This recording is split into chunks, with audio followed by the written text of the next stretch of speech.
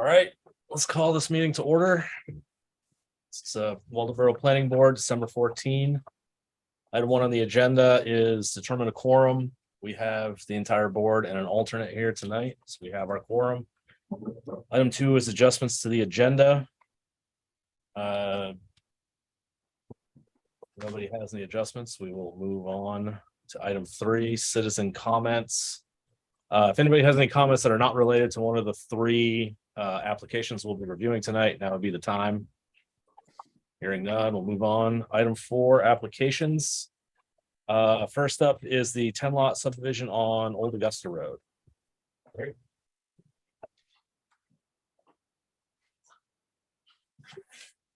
We have a revised application, correct? Yes, the preliminary application.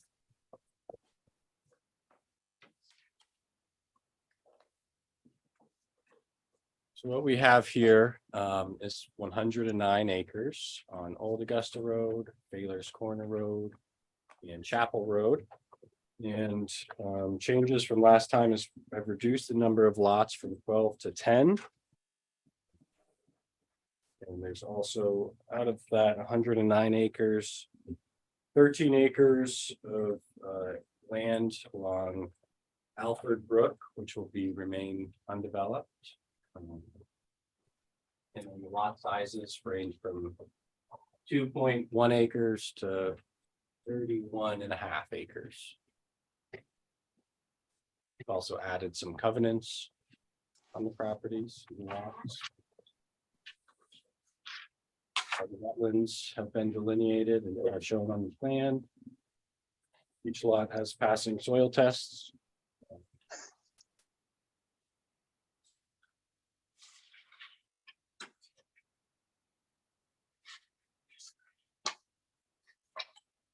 Right.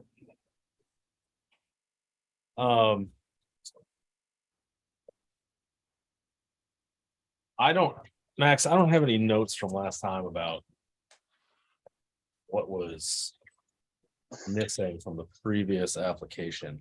So the last time we were meeting on this application, it was a pre-application. So Right. really the only things that we were looking for at the time were beginning with habitat map, lot size, well, a rough idea of what the lots would look like, and just a basic introduction of the applicant. Okay. Everything you have here is very likely to be new based on whatever was said at the pre-application and a bunch of submission items that we'll be going over. We might as well just start at the beginning then and run through the submission checklist. Yep.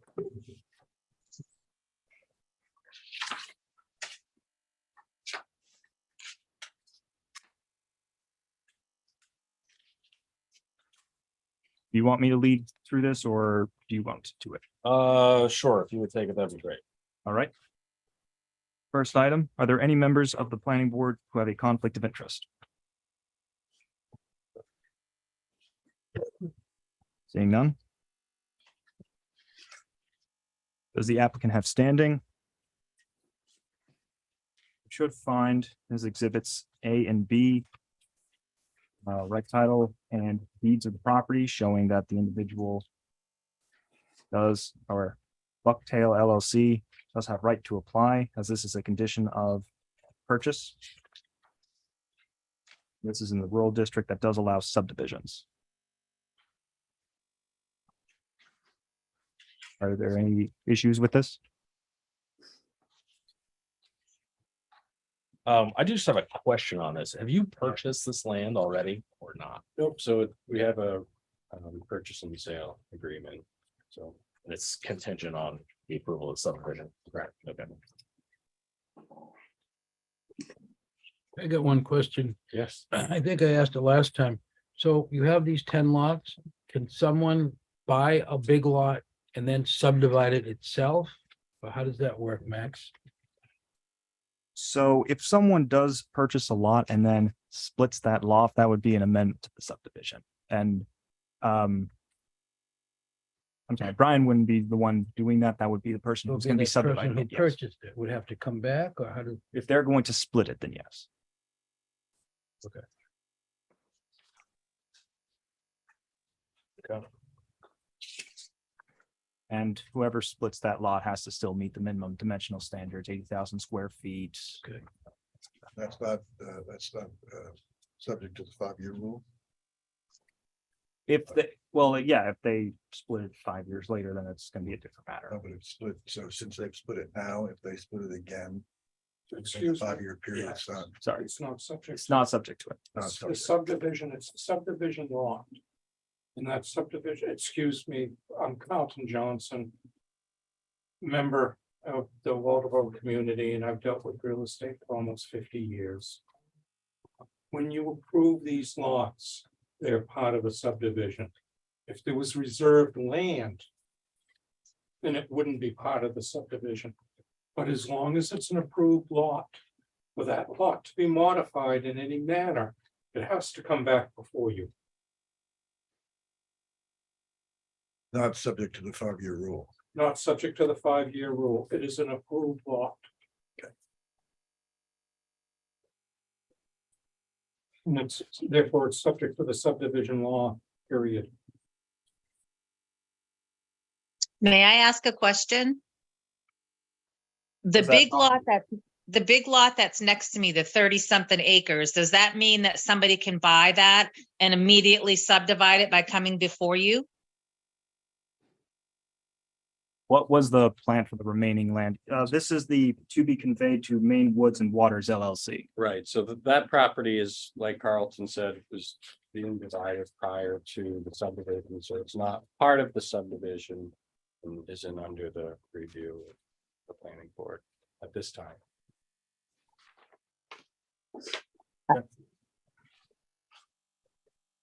For clarification, that a reservation such as what was described, and I haven't seen the plan, a reservation so as described is likely subject to the 5-year. Because it's not an approved lot, it's a reservation. So that this lot here, this one going to Maine Woods and Waters would be subject to the 5-year. Saying, Potentially, yes. Again, none of us are attorneys. And so the absolute question should be answered by either town council or other council. I do think it's really relevant here, what happened to that lot. It's the most beautiful lot. My mind anyway. Thank you. It's the blueberry fields. With the best view. The highest point in the land, so. I think that what happens to that lot should be really something that should be known in advance, I think, of approval of this lot. The rest of the lot, I should say. But anyway, So to get, we don't want to get too in the weeds with subdivision law, but. A parcel can be divided once within a 5-year period without municipal review. So this entire parcel hasn't been divided within 5 years. This conveyance to Maine Woods and Waters would be that exemption from the subdivision law. In this remaining 109 acres, which is being discussed tonight with the 10-line subdivision, is what's under subdivision law. That's what we're reviewing. I don't understand. which is to say that lot, the Maine Woods and Water lot. Because it's not subject to that can be done without approval of anyone. Can be done by deed. Then that lot could be subdivided again. At some point is what you're suggesting, because it's not part of this other subdivision. It doesn't fall within the 5-year rule either. Any subdivision, the creation of 3 or more lots would have to come in front of the board to have that subdivision reviewed and approved. Any one of these 10 lots, no matter how long it's been, would need to be reviewed by the planning board if someone were to want to divide it or subdivide it. But the application here is Bucktail LLC proposing 10 lots on 109 acres. Um, It's not involving the land to be conveyed to Maine Woods and Waters.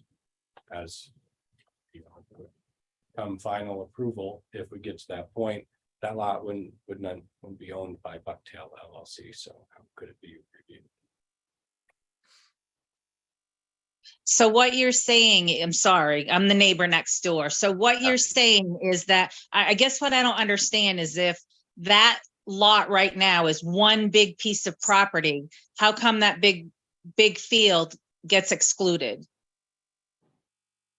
from this subdivision that you're doing? I mean, aren't you subdividing that big part?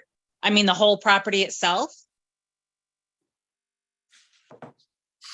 So if you look at it in two,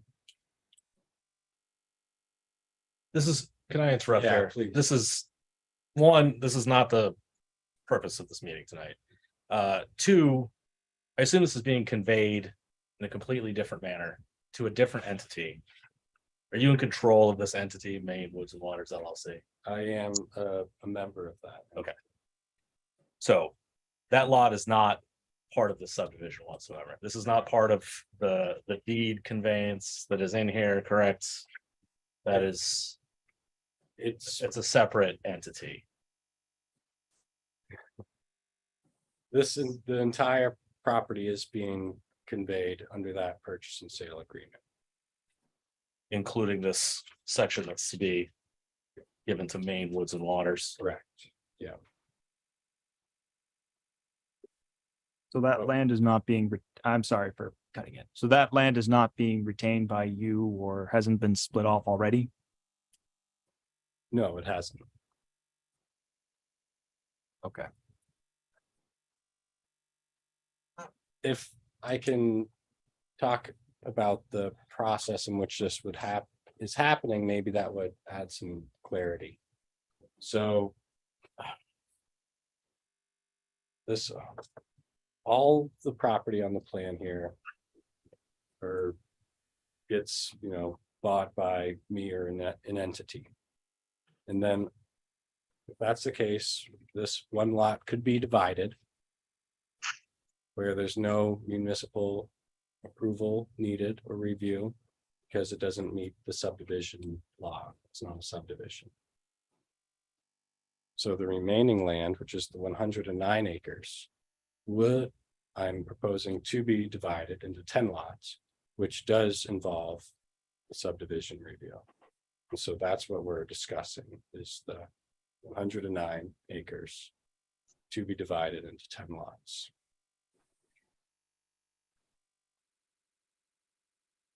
I'm confused by this. This is all one parcel right now, right?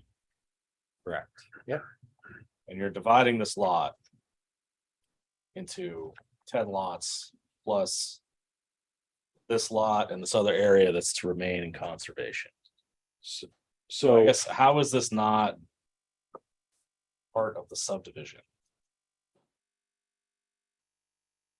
let's look at it as the 30 or the land to be conveyed to Maine Woods and Waters. Mm.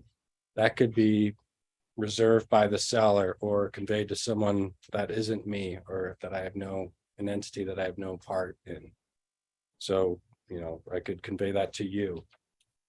That the land to be conveyed by Maine Woods and Waters without subdivision approvals. Now I don't even own it.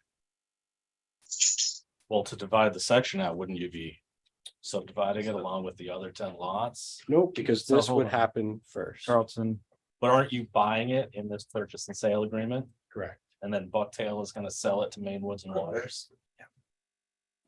Yeah, Could I speak? And my being here is I represent the seller. okay. So I do not represent the applicant. It is possible for the seller to convey in 2 deeds the land that is proposed for the subdivision and the land to the 31 acres, the land to Maine Woods and Waters. Woods and Waters. But that's not what's happening here, right? It's all being conveyed to Bucktail and then Bucktail's conveying it to Maine Woods and Waters. Right? if what you said was correct, then And we'd have no issue here. and that will be how it will go. They have it under contract, they have everything under contract, but they can assign interests, they can ask for deeds. It still is a division of land. And so the 31 acres will track under main subdivision law for 5 years. Because you go back to the first piece. And the first piece is the entire 39 acres. 39 acres. Or 139 acres, excuse me. So you have the entirety, and so you have a subdivision of 109 acres. And you will have a singular piece of land of 30 plus acres in size.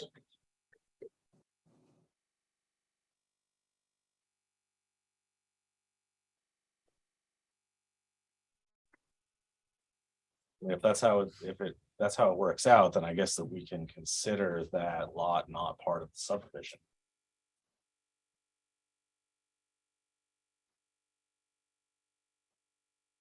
Okay, But not considering that without a legal, again, I'm no lawyer, I'm certainly not close to it, but.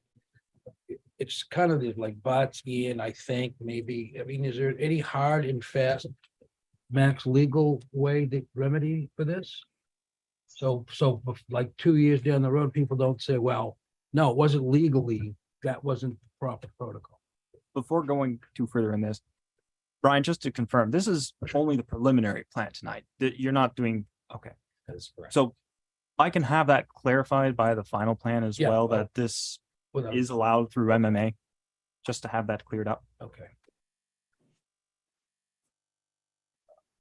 And that's assuming it gets approved tonight as well. I'll just be asking regardless. And it likely will be coming up at another point in the actual review. Right now, we're still just determining whether he has standing. right, yeah,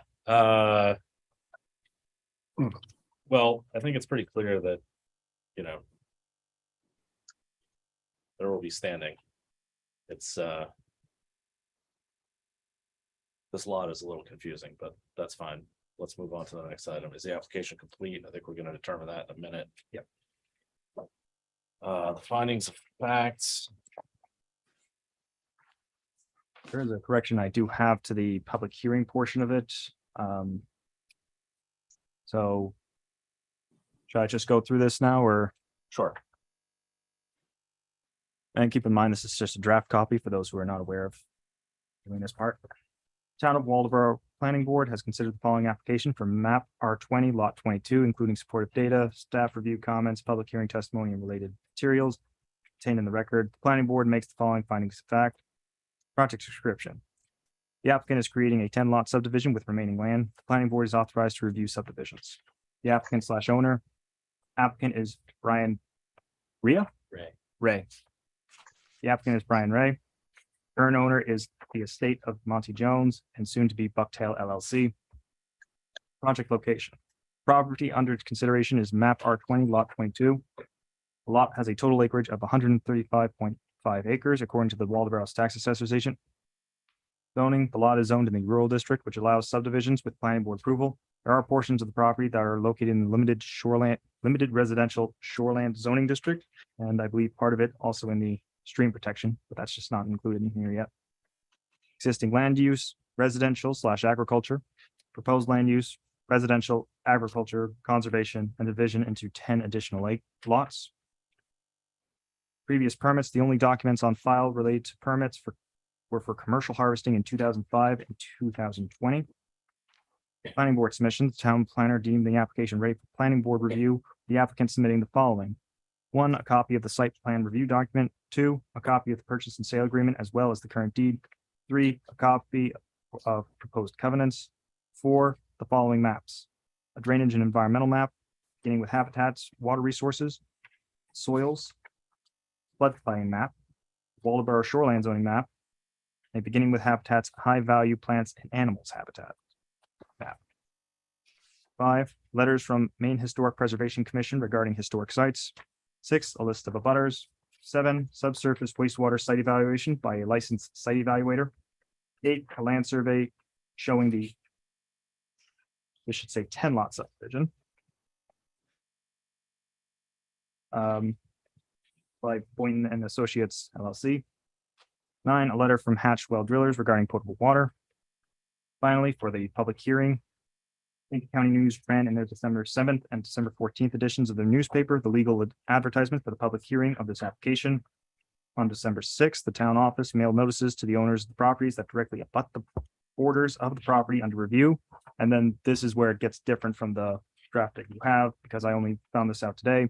However, a few residents have noted they received an incorrect notice. One of the neighbors is actually in the audience tonight. He'll probably explain that fun bit in a moment. Mine too. Done. The applicant had a public hearing during the December 14th, which is what we're doing now, 2023 planning board meeting, which is required for preliminary subdivision reviews.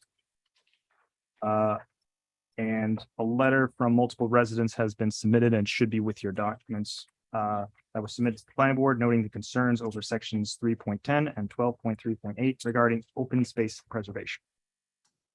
And that's the findings of facts, conclusions of law we wouldn't be working about right now. And that's the findings of fact.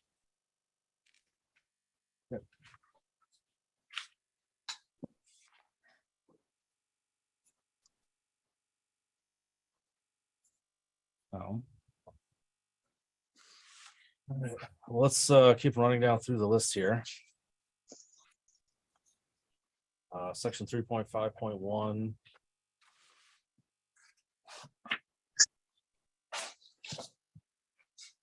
We have the findings over here. It's accepted by the town office, submitted on town office forms. Applicant information is on the site plan application form. Property location is shown on the drawings. Verification of ownership, I think we've discussed this already. Fees have been paid. Estimated cost of construction is an NA. Description of the project, 10 lot subdivision. Start and completion date, there's no construction here, so no start or finish date. Other permits are required. It's also related to construction, I believe. There's no other No, permits that would be required, correct? No. the septic and driveway permits are individual ones that'll have to be done after the subdivision. Correct, yeah. Okay. Site maps are included, estimated water and sewage. That's not really, sort of not applicable here, but I think you have a letter in here. You had someone who could say you can definitely drill a well in here, right? Yeah. Private, That should private be- well and septic. Right, and there's no sewer out there. Albert Frick Associates did some soil testing regarding the wastewater disposal.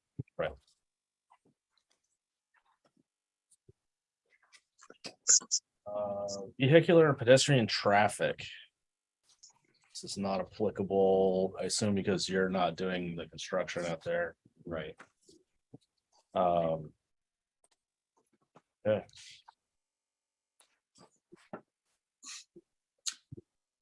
So 3.5.2. Documents for planning board review.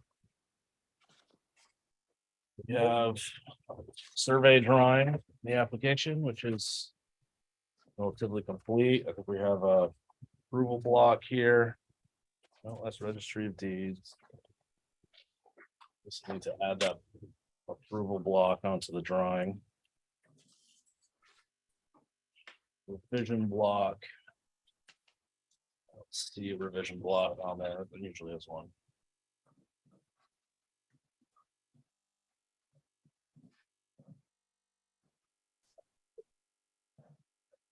Spit that out.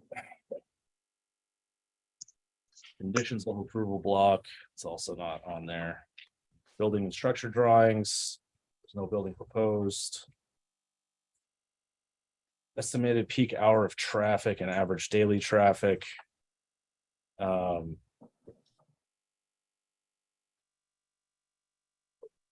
do we treat that on a subdivision, Max?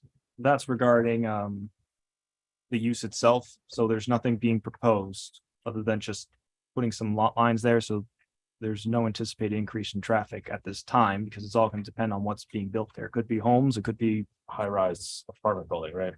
could be anything. All right. Site map prepared by a professional engineer. We have a survey company that has done the site plan here.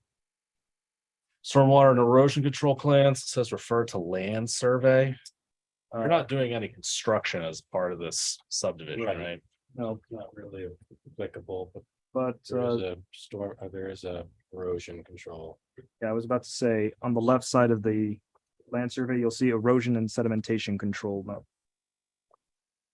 We have a one paragraph erosion control plan. Yep. All right, I'm not worried about the erosion control because there's no construction as a part of the subdivision. Again, stormwater too, that's related to the development of the lots. So. This one is gonna wind up being waived or an NA. So right now, we're just reviewing for completion. A lot of 3.5.2, like what you've noted. Yeah. Are gonna be more conditions, and they're gonna have to be on the final plan. Where the title block, the approval block, revision block, condition block, that all has to be on the actual final plan. Right. So that wasn't expected to really be here tonight unless he was gonna try and combine it as one whole thing. So yeah, we're just determining if everything else is considered complete, or if there's something that's missing that Right. would have to be addressed in a future application. Okay, item 10, technical and financial capacity. It says here applicant did not provide. I believe that in a situation where there's no construction going on, we generally don't require any of that. Contour lines on the map. Refer to land survey.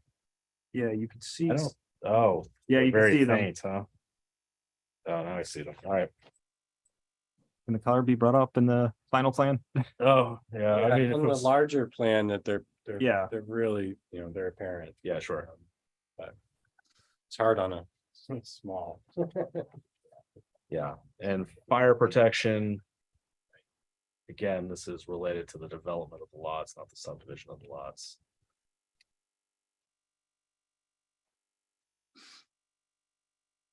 Okay, Can I ask a question? Barbara? Yeah, can you hear me? Yep. Looking at the lots, the double lines going to the road, is that suggested driveway or is that culverts or what? I think that's the setbacks on each lot. No. No, there's a double black line coming perpendicular from the road. Oh, Just Yep. wondering what those are. Those are just some locations of potential driveways that meet the site distance requirement. Okay, They're staked in the field. They just located those areas. okay. But there's been no driveway permits approved or anything. Correct. So those are subject to change. Yes. but Yep. this is a demonstration that you can They fit a exist. driveway and the site distances. And one other question, because it came up at the last meeting, which lots encompass the field that people were concerned about?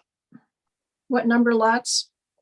That would be parts of 10, 9, 8, and 7. Okay, just curious. Sure.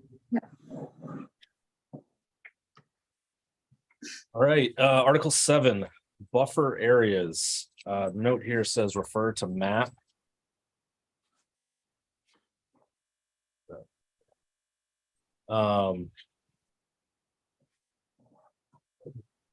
What are we actually looking for here? I mean, for buffer areas, that would be more if, like, there's a noted tree line. But that's down at the existing cleared area on lot 1. Not much else for a buffer, or screening or vegetation. I don't know if there was anything planned at this time. There's road and sideline setback buffers. I'm not sure if you're using buffer and setback interchangeably or not. There's stream setbacks. Or Well, this is- This is more about like tree and vegetation I and see. fencing and all Yeah. that. Yeah. But other than what you have for existing clear area on lot one, was there anything else that was planned? There's nothing associated with the subdivision as far as that goes. I lost my list. So 7.2 is construction standards. No buildings are proposed. 7.3 is electrical standards. No buildings are proposed.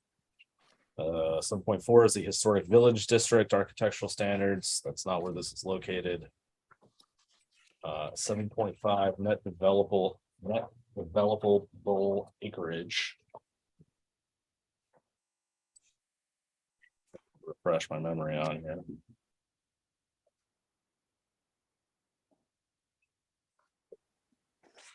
Oh, right. So we're supposed to have a calculation on each lot about how much of it is developable, right? Right, or at least how much isn't in the wetland or floodplain? That can just be noted for.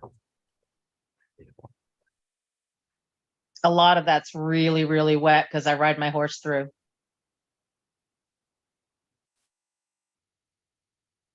All right, 7.6 is noise. There's no buildings proposed. That isn't really a part of this subdivision. 7.7 is lighting. No buildings. 7.8 is refuse disposal. 7.9 is sanitary provisions. Yeah, what's 7.9 actually asked for? Provide adequate sewage disposal. All right, we have our HHE 200 in here from Al Frick, which covers that. 7.10 is signs. There's no signs proposed. 7.11 is storage of materials. No buildings are proposed. Emergency services is 7.12. The note here says application will be reviewed by emergency services and incorporated into final plan. That'll be on me to get the fire EMS. Please make sure that there's nothing bad with it before it goes to final approval. Sure.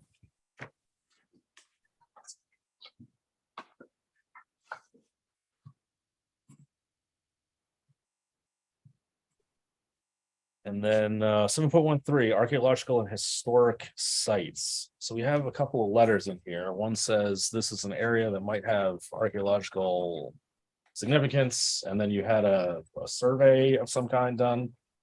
Yep, we had the approved archaeologist from the state. I think we have that in our approval here. I have an email from the director or the senior archaeologist with MP, Historic Preservation Commission, saying that this letter would be forthcoming, and this is the letter that we sent. So there's Oh, right. You're referring to the email on November 21st? Got it. Great.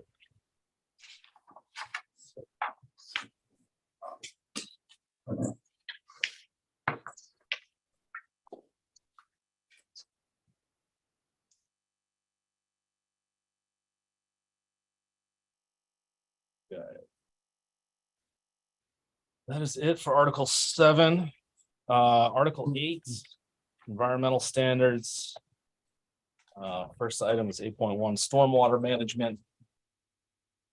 My understanding here is that because we are not developing the lots, you're just subdividing them, that we don't need a stormwater management plan.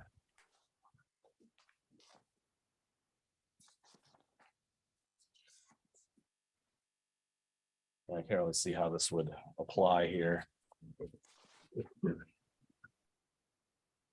Same with the erosion control plan at 8.2. 8.3 is hydrogeologic assessment of groundwater impacts.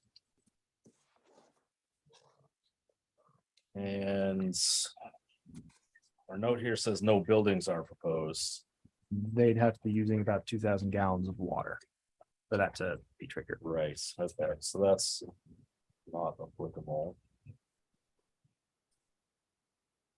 8.4 water quality impacts. Again, this is related to construction. This is an NA for this application. 8.5 is phosphorus control.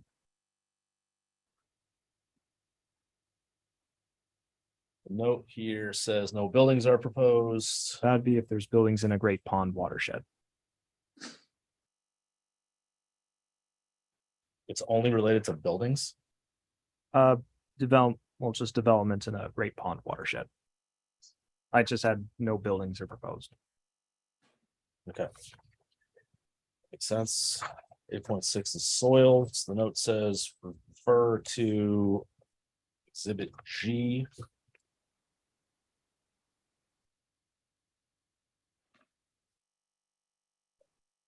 Exhibit G.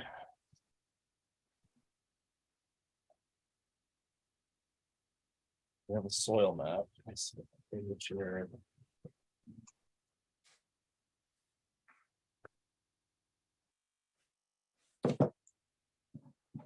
So our standard here. 8.6, no activity shall be permitted in any area where the soil is rated severe or very severe for the proposed activity according to the county soil survey of USDA Soil Conservation Service. Unless evidence is presented to the code enforcement officer. Within the application for a permit, the construction methods will overcome any pertinent slope and soil inadequacies.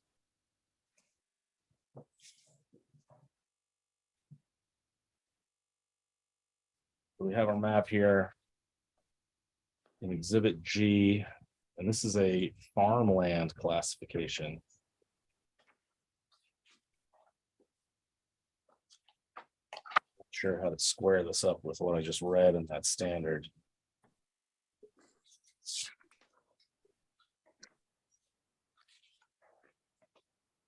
Now, our standard here is about the soils. We have.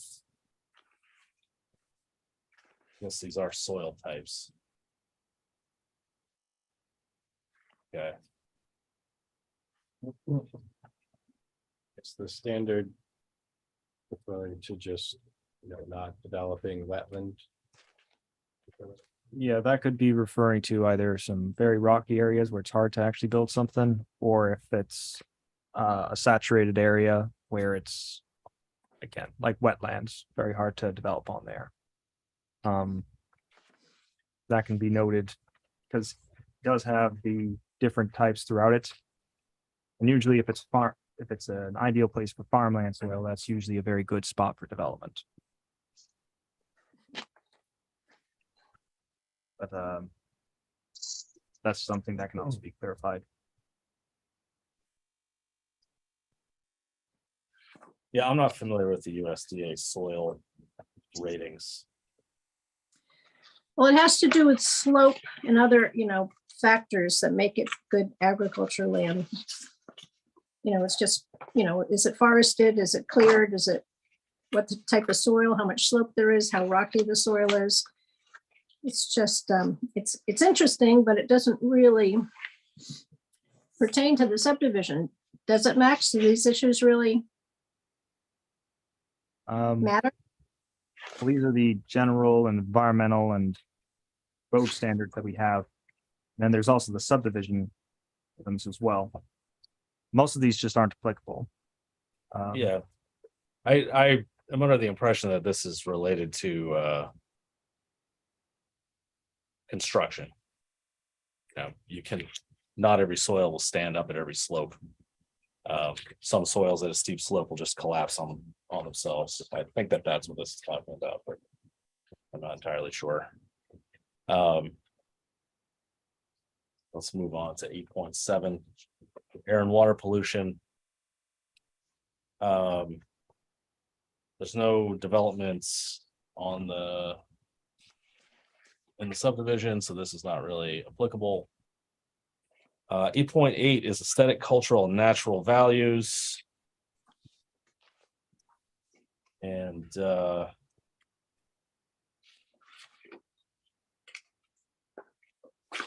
also get into habitat in here. Is that part of this? Usually the natural values go over the beginning with habitat maps, but also any historic properties that are impacted and anything with cultural significance.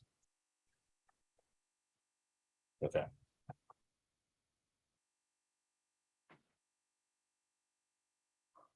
So we have the beginning with habitat maps in here.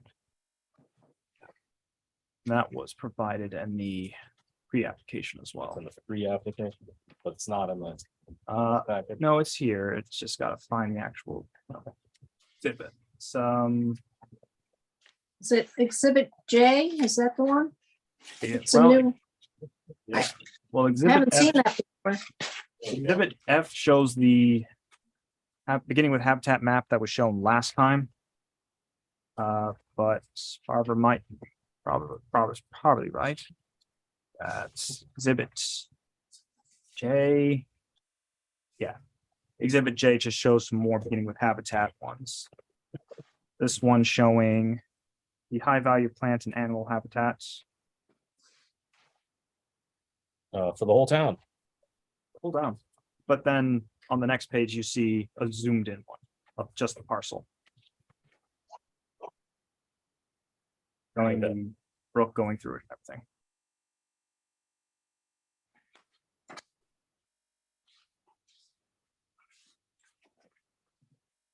All right. So we have no habitat of concern in this exhibit. So that looks like it's what we're after. Item 8.9 is flood zone. There was a flood map in here somewhere. I assume you're well above the flood zones. That map, That's exhibit H, maybe? Yes.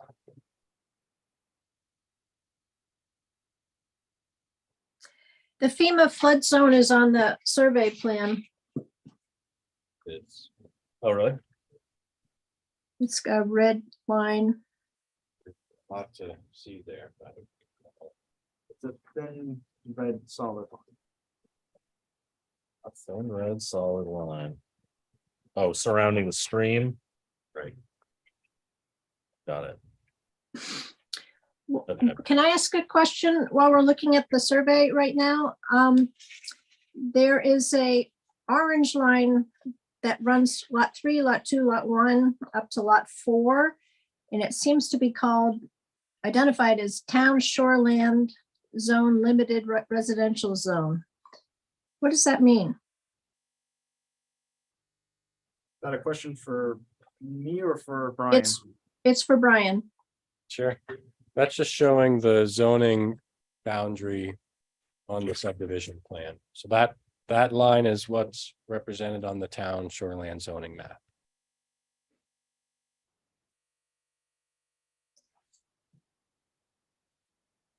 So when it says limited residential zone, what does that mean, Max?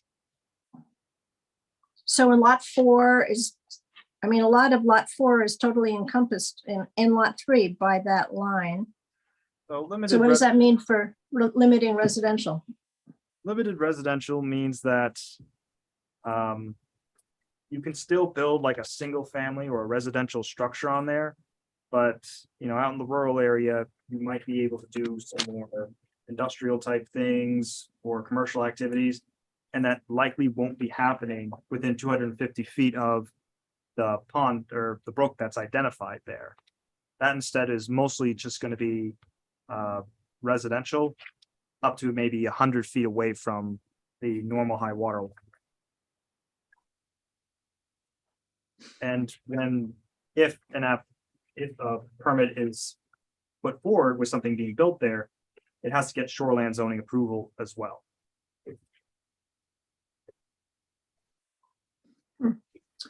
Okay.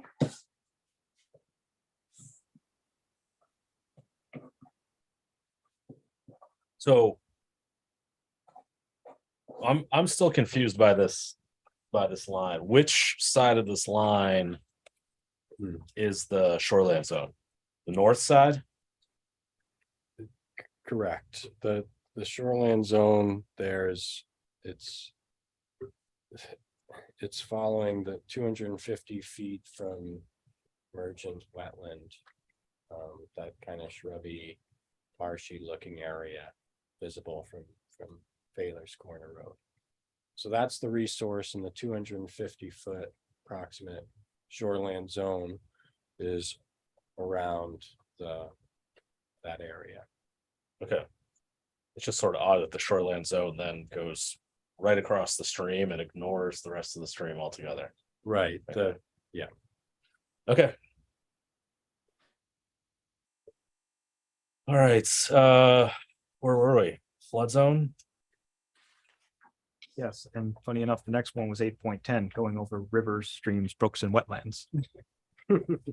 All right, the article is just requiring them to be identified. I think we've certainly identified them. 8.11 is buffer requirements for water quality protection.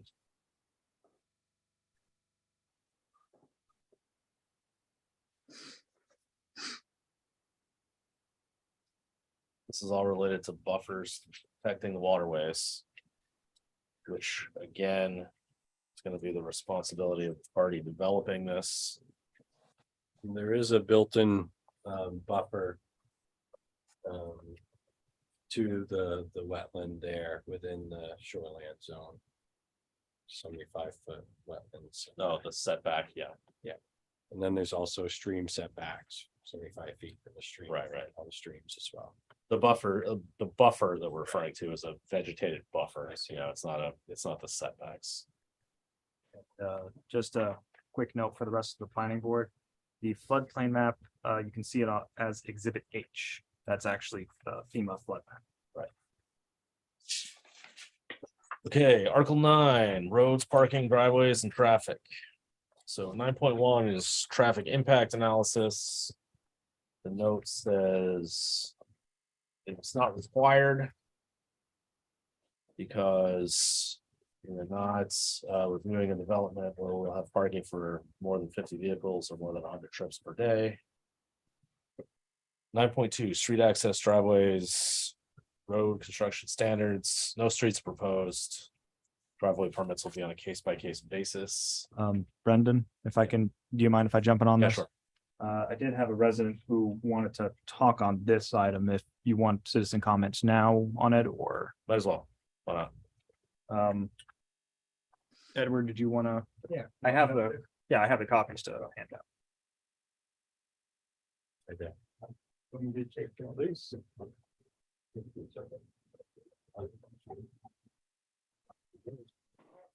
My name's Ed Ringel, and I spent 47 years in the town as a builder, and I spent 6 years on the Board of Appeals.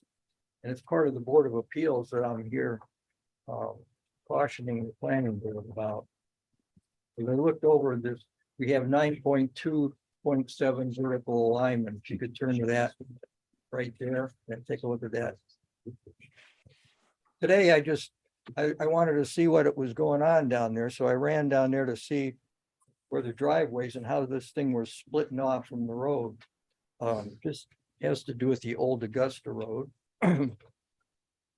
Vertical alignment, access point shall be flat enough to prevent the dragging of any vehicle undercarriage. Low volume driveway shall slope upward or downward from the gutter line at a straight slope of 2% or less for at least 25 feet, followed by a slope of no greater than 10% for the next 50 feet.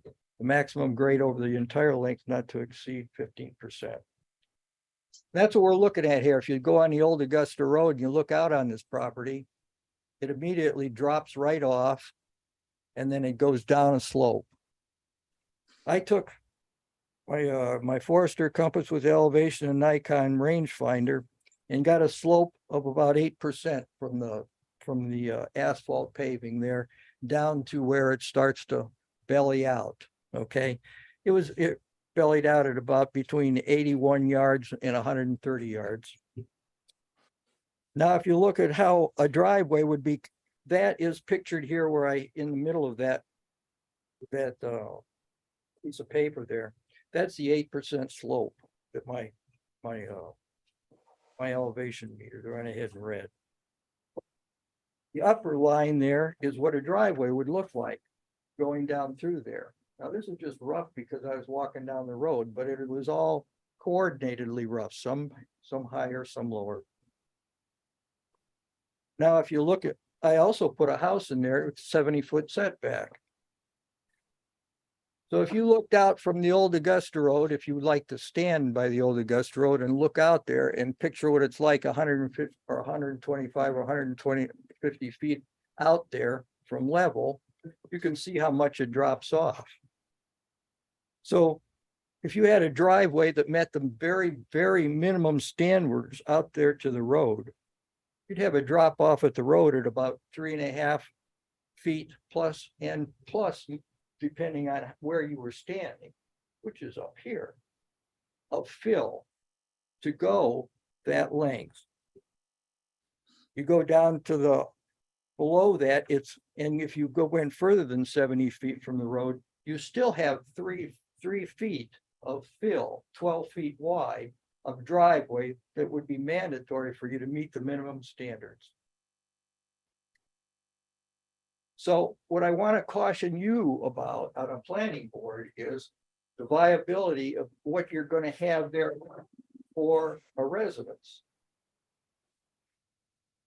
Are you going to have a driveway that's 3 feet above the grade and you go down to a house that looks like it's bumped up, or is somebody going to fill this whole area 3 feet?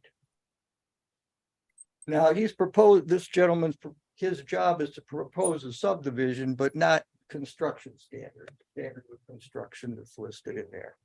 My job was the opposite as a, when I was on the Board of Appeals and being a builder.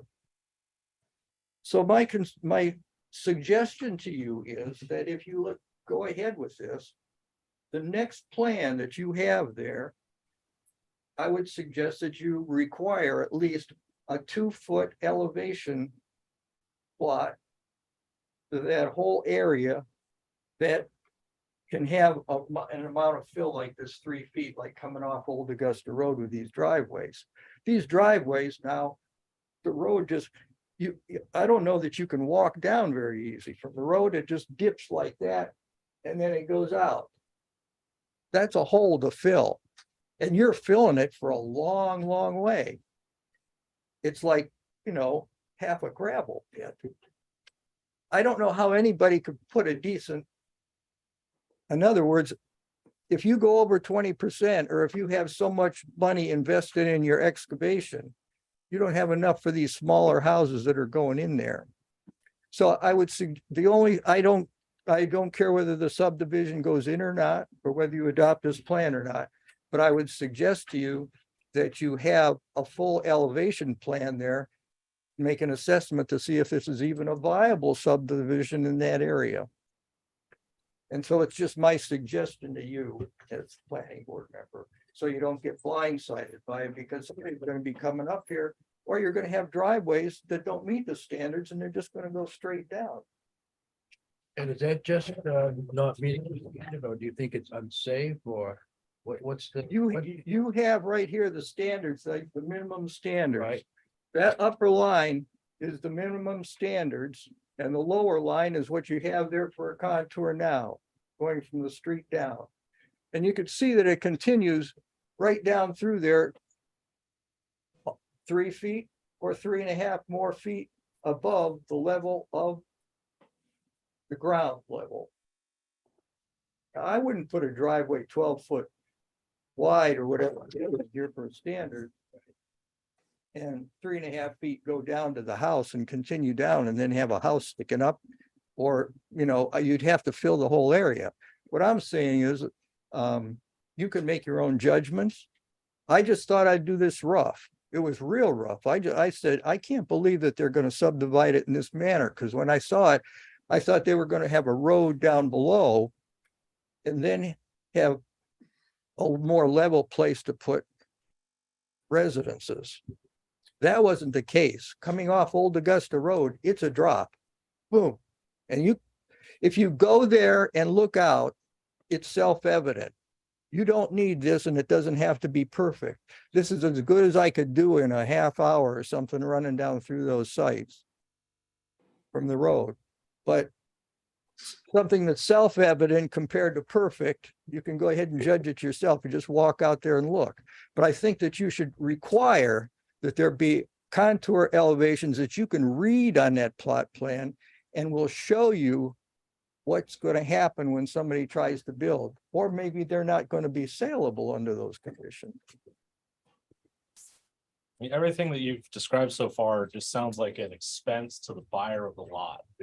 But you can't pass that. You get to a point where excavation will take over and you'll never make up that money. Isn't that the buyer of the lot's problem? Yes, it is. Yes, it is. And anything can be done. Of course. I mean, you've assumed the worst case scenario here. You could obviously configure a driveway many different ways. You could do a switchback. You could do the fill you just described. I There's don't think, nothing wrong with I that. thought that the way I looked at the lots there, they're made so that they're shotgunned off there, so that what they're doing is they're taking most lots off the road frontage. And so they're only allowing you to have a driveway, not go shotgunning off there or whatever. And you can't go more than, I think, 60 degrees in here in the standards. I'm not sure, I didn't read that, but off the road perpendicular. So I'm not sure that that can be done. It's not up to me to make any of those choices. I just would suggest that you go ahead and have an elevation plan at least every 2 feet so that you can go ahead and see what's going on. And you won't, like I say, you won't be blindsided later on. Can I ask why you brought up the Board of Appeals? Well, because I know that people try to go ahead and get away with some things here and there, or something that you're not aware of comes up. And you, let's say later on, well, you know, we should have been aware of that, or you know, this and that. And I was sitting in that chairs just like you, and it would be more helpful that I would put my input in and say, maybe you should look at this. If you don't want to, don't look at it. And I don't care whether the subdivision goes in or not, but I think that it would be a good addition after you make your decision here with the next one that comes up, that you can take a better look and have an idea of what's going on. Okay, thanks.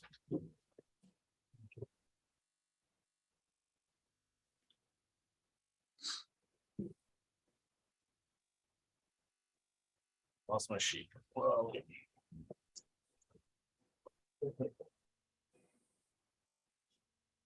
All right. So that's all we have to say on 9.2. 9.3 is parking and loading. This is again not applicable to this project. 12.6.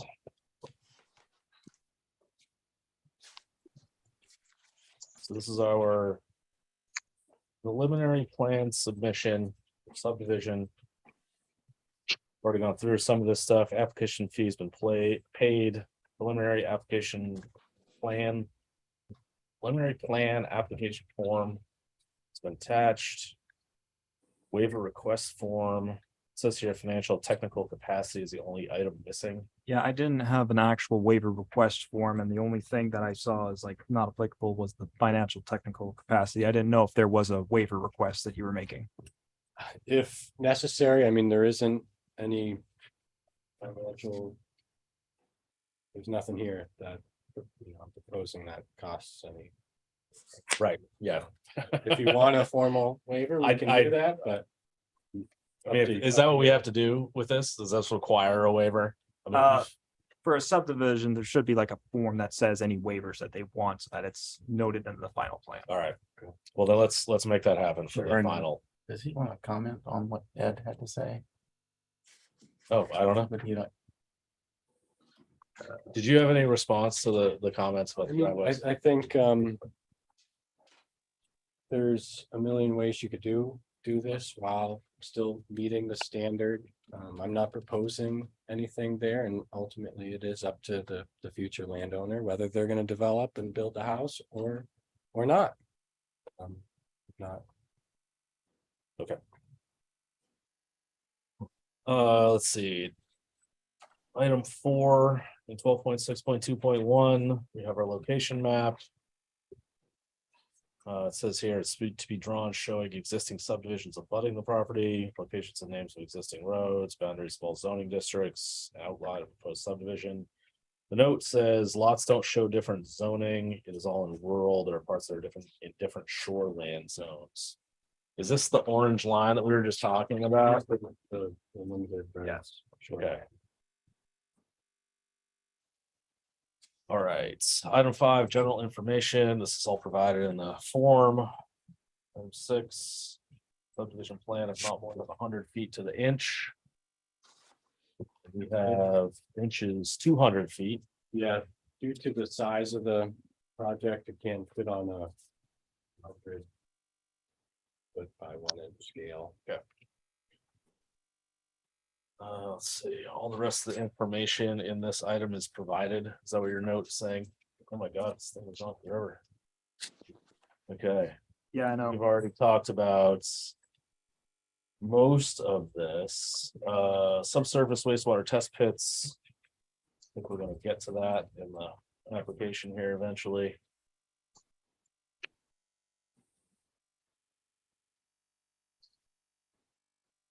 Location of existing and proposed wells. Are there wells on this property now? There are no existing wells. Not gonna say that someone needs to drill a well in any one place. There's a lot of options as far as that. Or a well driller statement. I made a note on the plan that water wells must, and septic systems must be 100 feet apart. So,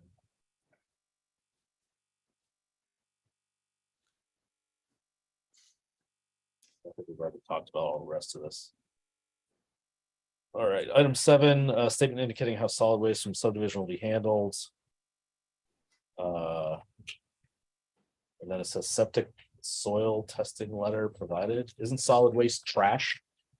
It's not septic. That was my mistake. That's usually if there's like that requirements, if there's like a subdivision, like Multiple. one of the houses. suburb type things. Yeah. Roundabout. All right, item 8, documentation indicating applicant has financial and technical capacity. We've already talked about this. Any other data? And the note here is proposed covenants are provided as exhibit C. And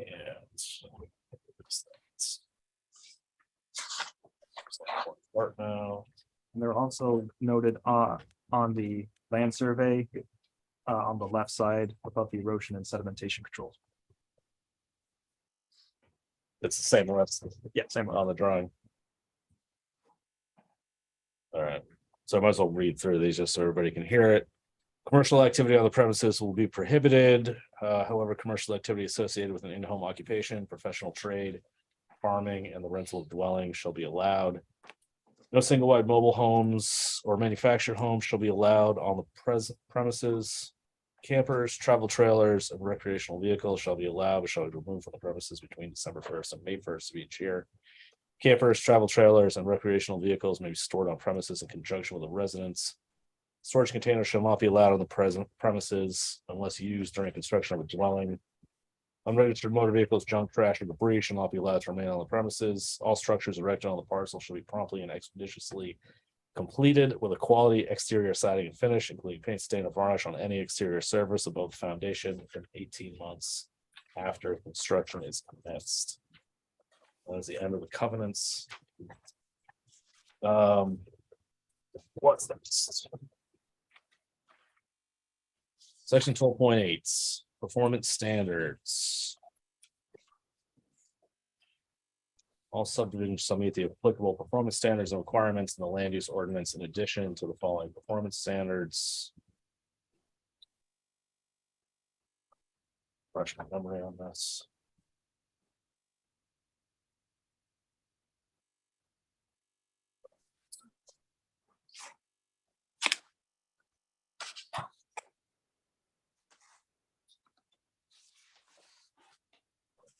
minimum lot area. Note here says proposed sizes comply with minimum lot size under section 6.8 for rural districts, which is 2 acres, if I remember right, 80,000 square feet, yeah. close to 2 acres. Okay, monuments. Monumentation is required. Surveyor notes where pins are located on land survey. I think that's the only part of monuments that applies. Of the monument section 12.8.3 that applies is the rods from the surveyor. Item 4 is water supply. We have a statement from Hatch Well Drillers, which says you can drill pretty much anywhere. Have them working well. Item 5 is fire protection. The note here says fire chief able to access lots with adequate water supply and road access. That's because there's no new Phil, we were hearing about this a moment ago. There's no new private road being suggested right now. So usually the fire chief would be giving a comment if a private road is being proposed. Okay. 12.8.6 subsurface wastewater disposal documents are provided to confirm testing sites. Test pit 5 was the only area not suitable. I haven't read the test report.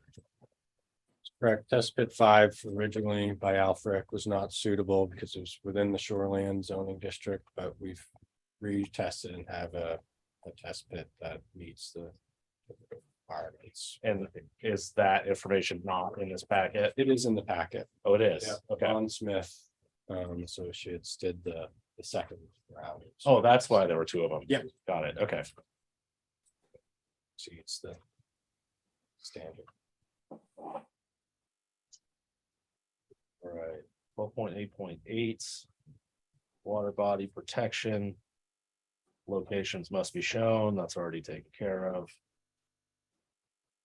12.8.9 groundwater. The note here says, there is no development proposed in the sand and gravel aquifer identified in the comprehensive plan. So we're good on that one. 12.8.10 historic, archaeological, wildlife habitat, scenic areas and unique natural areas. We have our habitat map. We have the archaeological survey information. I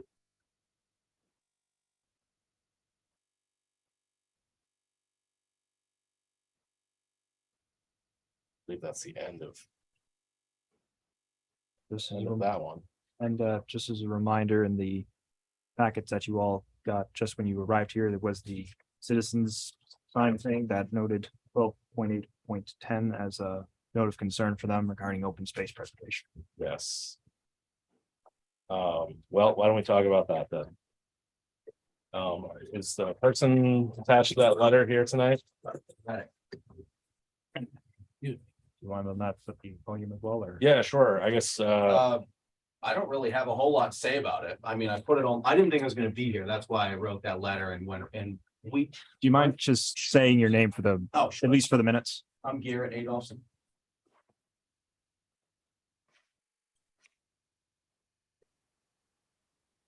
so, I guess the point of your letter here is, you're asking for 4 of these lots to be reduced into 2 lots.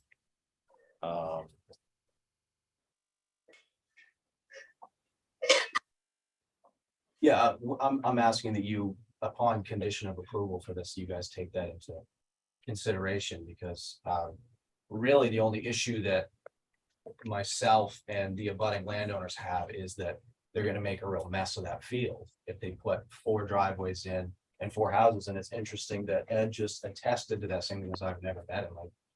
I found that interesting. He said that really the only good access points to that field is on the edges. Did you notice that? Yeah, there's 2 edges that you can get down in with the ones in the middle. So, you know, we were just concerned that yeah, essentially it's gonna make these lots are gonna make a mess out of this field. And I guess, yeah, in the ordinances clearly, you know, protect against some of that you know, that aesthetic and scenic beauty that, you know, we want to protect. It's all open space, so there's no real way to, you know, it's a trick, it's a tricky situation for sure. So, yeah, I just wanted to express that. I wanted my chance to at least let you guys know, just draw it to your attention so you guys can consider it. But yeah, it's all pretty much in the letter. I try to be as concise as I could. I feel like yeah. Okay. Just while we're on the topic with the farmland, I know that was something that was brought up a lot with the pre-application. Brian, I know that you might have been talking with at least someone who is potentially interested and working with Maine Farmland Trust. Do you have any updates on that for the board, or? There is an individual interested who, you know, says they would like to, you know, try to purchase some of these lots to put in some agricultural easement. But that, you know, that's interest. That isn't a part of this plan, so I didn't want to include any of this, you know, oh, maybe someone will, and it's not part of my application.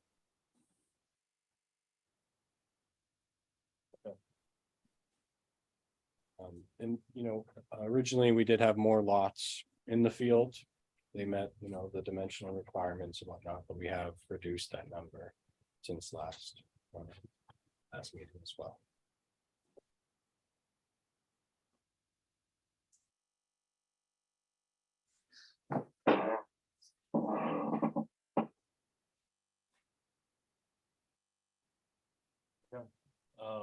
Any more discussion on that? Okay. Let's move on. 12.8.11 financial technical capacity. We've already talked about this. Homeowner association is item 12. There's none proposed. None No proposed. roads, no common area. And open space ownership is item 13, and there's no proposed open spaces. We've reached the end.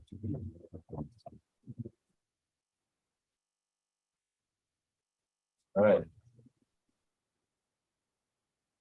So to recap, I guess.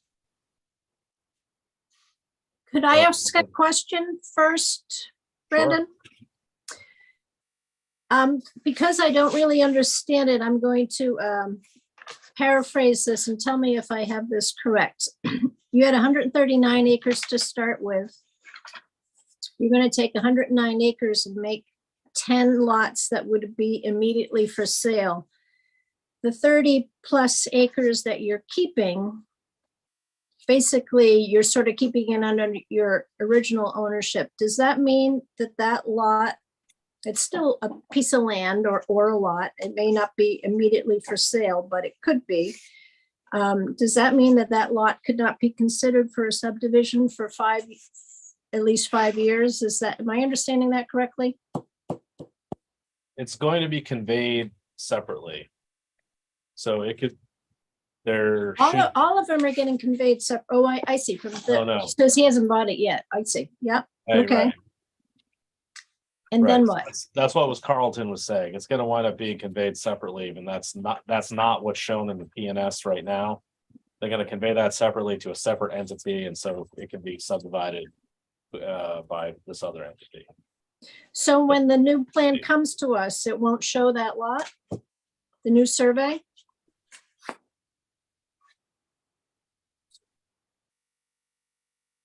Barbara, do you mean, what do you You mean? make a good point there. That probably should be omitted from this plan if it's not going to be part of the subdivision. It might that your- clear it up for the record, for the Right, future. right. It would just be another budding landowner. Sure, but for the sake of keeping the documents clear, it would be better to just leave that off. It's not going to be part of the subdivision application. It would point it and say to be conveyed to whatever, but it's, you know, as you say, make it about a.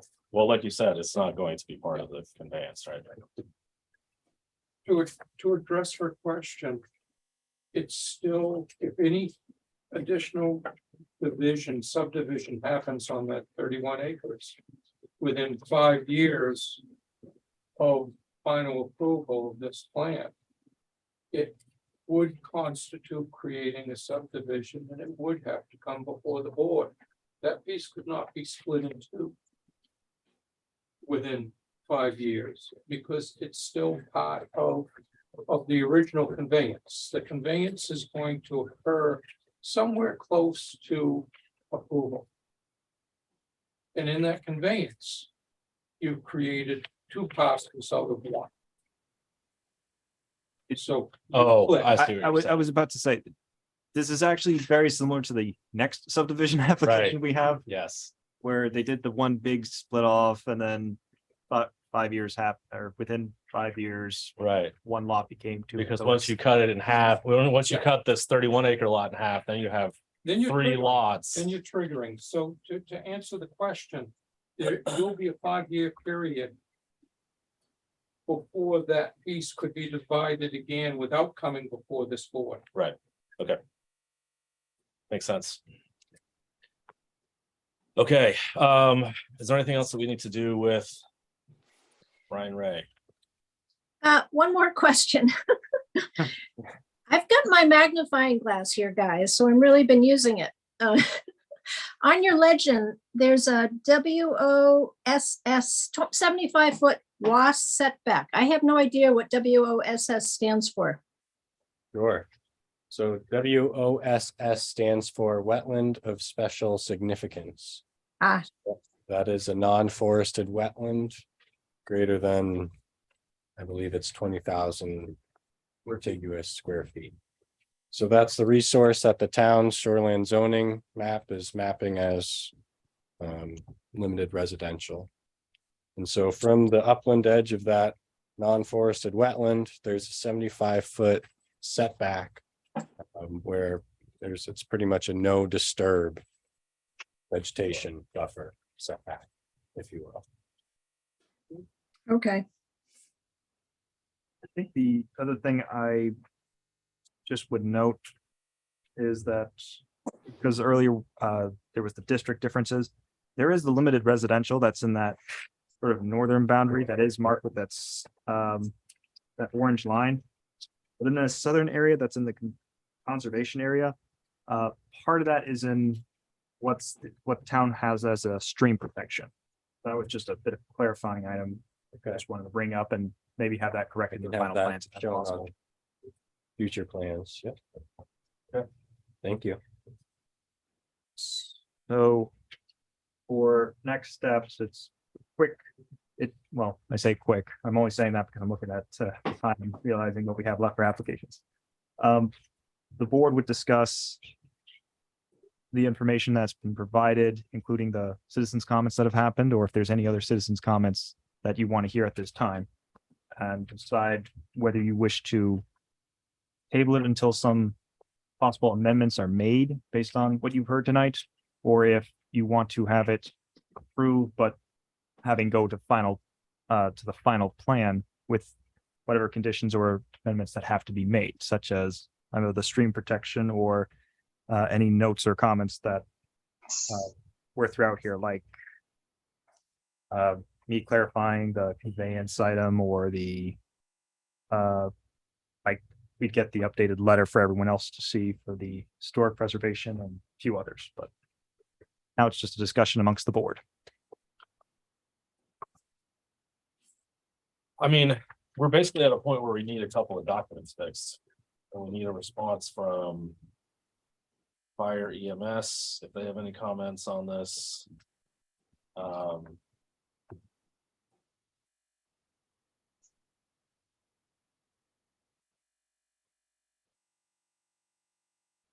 don't know that we necessarily need to have another meeting. One thing that we definitely need to get is the revised PNS included in the revised application.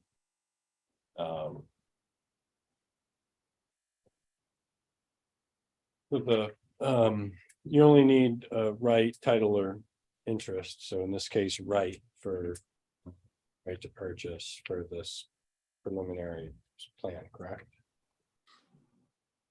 Yeah. That, you have that, plus you have the deed showing that you're asking for it from the person who currently owns it. Correct. That's fine for now. Okay. That's the standing piece that you mentioned earlier. Well, my understanding from what you said earlier is that the PNS that is in the application right now includes this 31 acre lot, right? It should not be in there. Or is going to be conveyed separately, It right? can be assigned within that contract as well. Okay, For clarification, Please. let's talk about it. Yeah. Yeah, and we'll bring something back. sounds good. Any other comments from the board? I went out to this subdivision today. It's been a fair amount of time walking down the road and on both Chapel Road as well as Old Augusta. And a couple of things. One of the things I do agree with this with Garrett on the issue of the aesthetic and view shed that is on that road. The people who are on the other side of the street.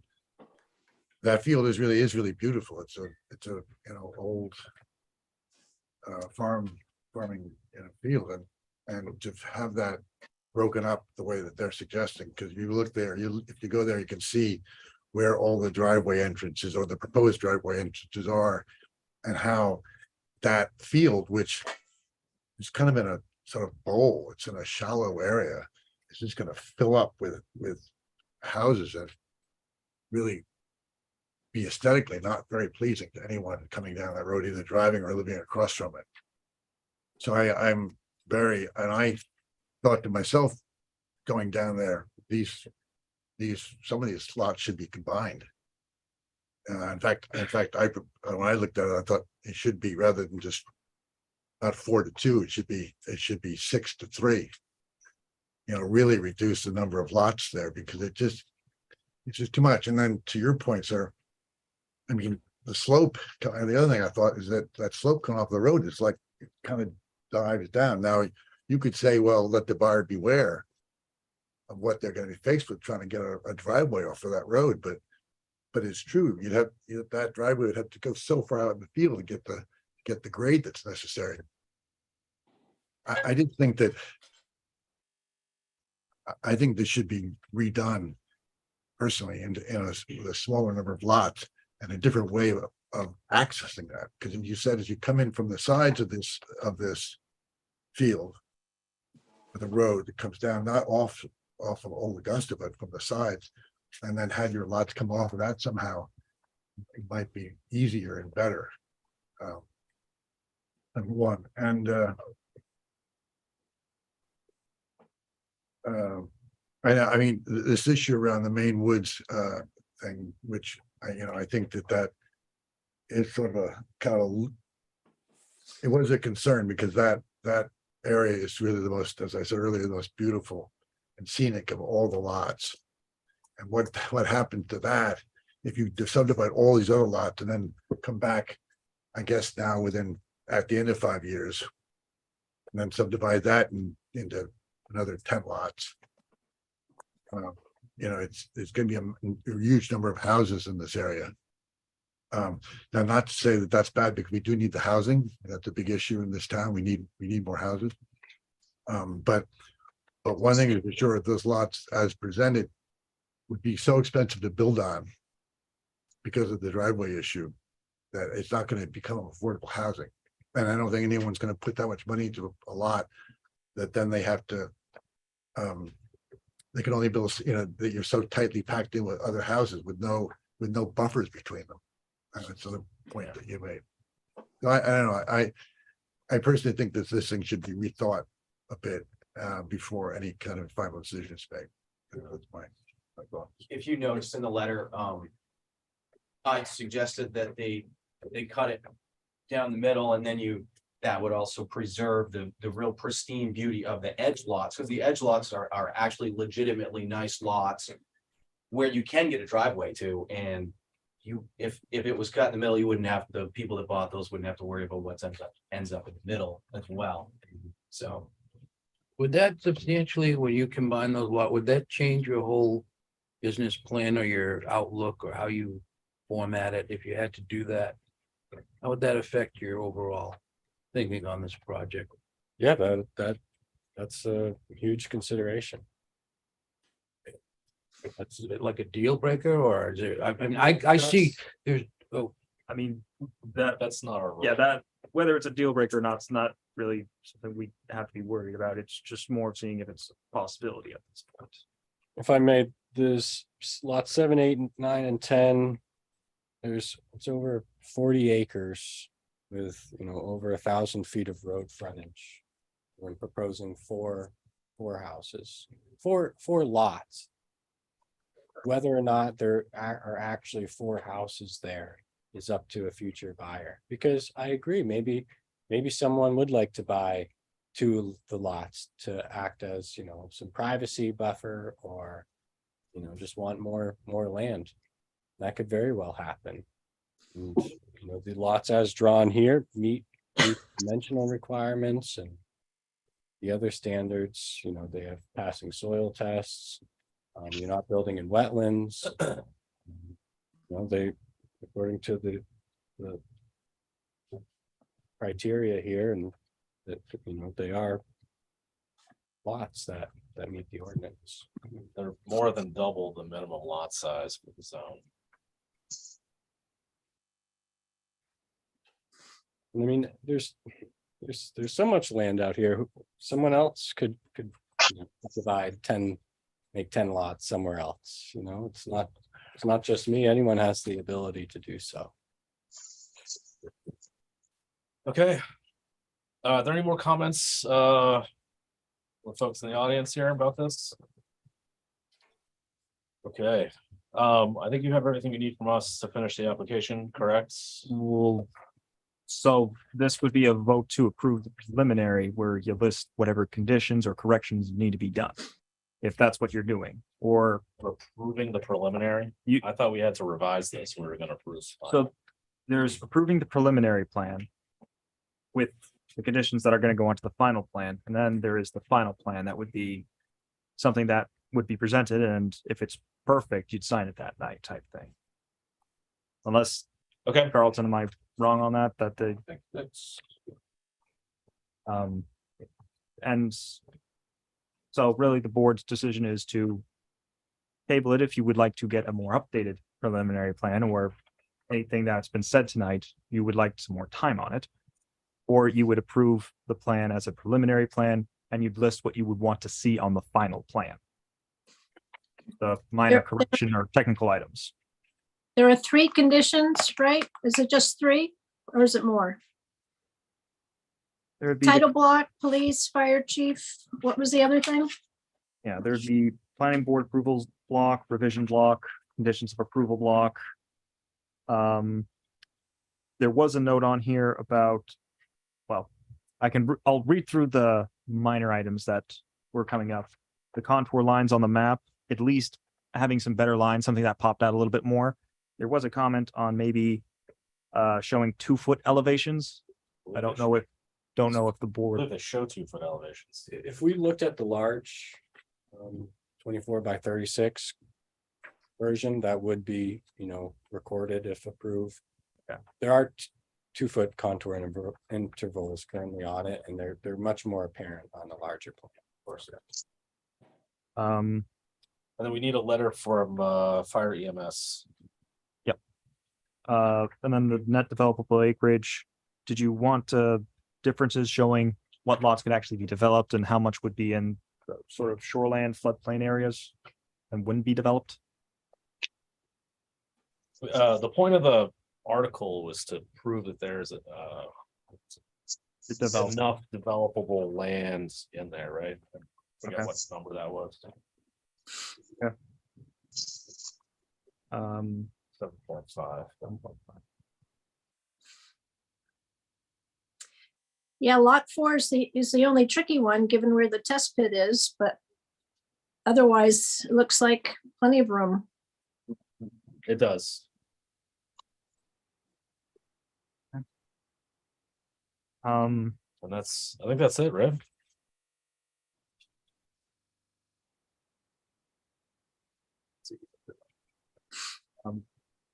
Showing where the stream protection is in the lot 10. That is about it. Oh, we need that letter that you handed me earlier. The Included. historic preservation. Yeah, no, the archaeological. You can send that as a PDF if you want after the meeting. The only other thing we're just if there's any notes or items you want to address regarding the open space or the assessment on viability, is that what you were talking about? That can be judged by the plan that comes up for the driveway and whether you think the lots are viable to be sold as is for residential use. You'll at least know what you're getting into. These houses, if you have those houses, with a narrow front like that, and it doesn't matter whether you have a driveway going this way or that way, the grade has to be the same going this way and that way. You're gonna end up with homes that are, I would say, either beginning type homes or homes that you really wouldn't want in a neighborhood. Well, I don't understand. In other words. What's a home you don't want in a neighborhood? Well, some of those things, you wouldn't want the campers there, and you wouldn't want, the one thing you're gonna have, the one thing that you have to have is somebody that understands what the grade's gotta be. In other words, a lot of times, something get a driveway permit, somebody puts a driveway in, and they don't adhere to these standards. And you can see that wherever you go in this town, okay? Nobody really cares about that. They just go ahead and put a culvert in and that's it. And if you follow these rules and regulations, the way they're supposed to be done and have that grade, you put so much money into the excavation that you don't, and the lot size is narrow. So when you have a narrow lot size, you can't turn an attractive house, so you don't see the gable end. You always, in town and so forth, you see the gable ends because the lot size is in the front. When you put the boundaries on the side, does not allow you to build that. So when you have the pie shaped ones and you split it up more often to get more money for each lot, then you don't have a house that's attractive. Because you can't put it there, because there's not enough width to have that and a garage that way.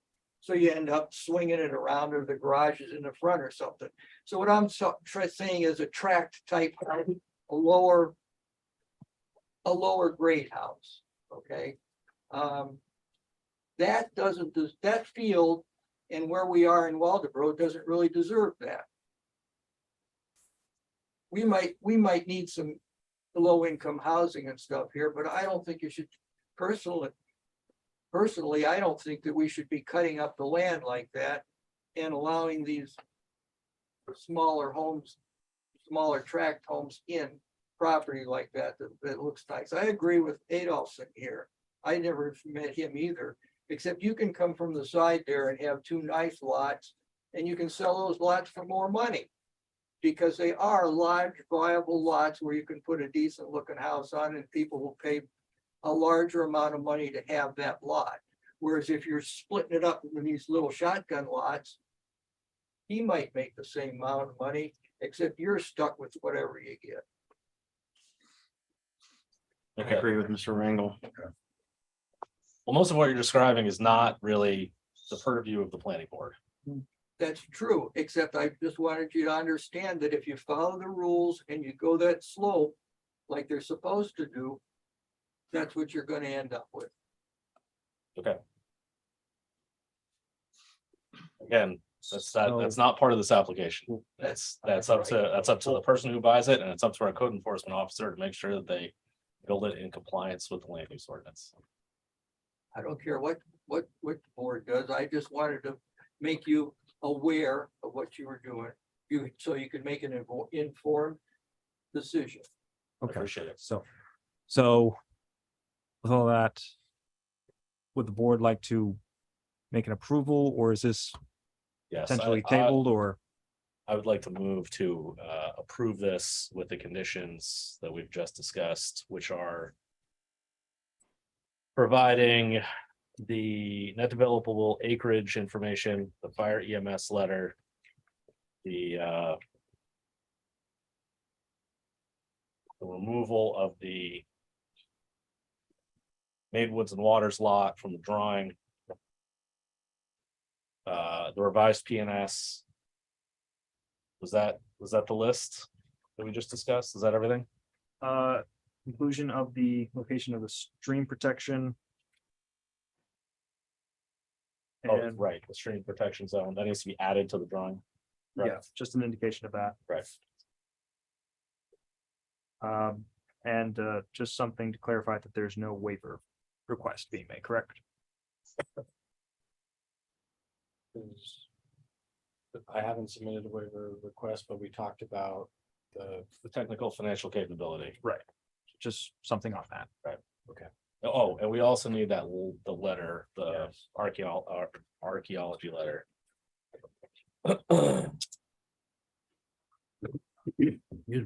Um, All right, so, and that's for approving the preliminary plan. correct. So the motion is made. Is there a second?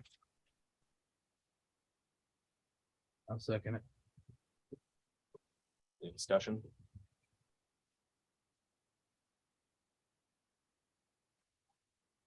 All right, all those in favor of approving this? Barbara, I see your hand is up. So it's Oh. 3-2. Will all those opposed? And abstaining. Okay. John, Eric, just because they're new to this and I'm just going over the procedures. Do you have a reason that you want to state or just for the minutes? Well, I've already stated my reasons, like I talked about before. The pathetic issue, I think that it's gonna end up, they're not gonna sell because they're, not that that's a concern of ours, but I have to think that in the end, whether they sell it or don't sell it, it's not gonna be a viable subdivision. And it's not gonna look good. It's gonna really affect the neighbors' values of the property. And it's gonna be a blight. Not gonna work. That's So- what I think. So this is associated with 12.3.8, the undue adverse effect on scenic natural beauty. Yeah. And John? I concur. Okay.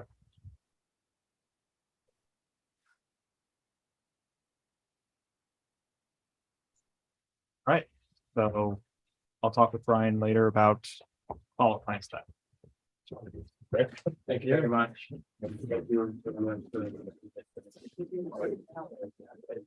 Give everyone a quick second to head on out. And we have a couple more applications going on. Holy crap.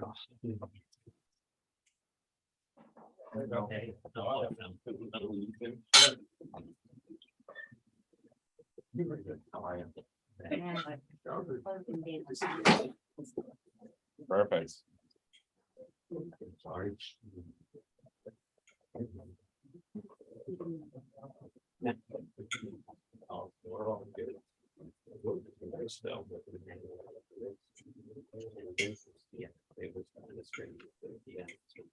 Just so everyone's aware, I'm hoping this one will be a little bit more faster. So, By just a smidge. Because my son gets out of practice at 8 and I'm certainly didn't have a ride home, so if I have to check my cell phone, I do apologize. All right. I, no, I think we'll take it, and I sent him a text saying, bring him home, because he's in the middle of practice, so. I think I'm all set, but this is the last. Oh, okay. I think it'll be okay, but I'm assuming he's.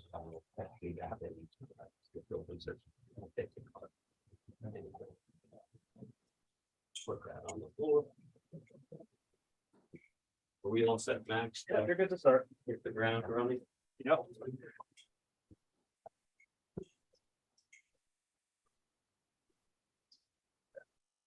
Told them loud and obnoxious.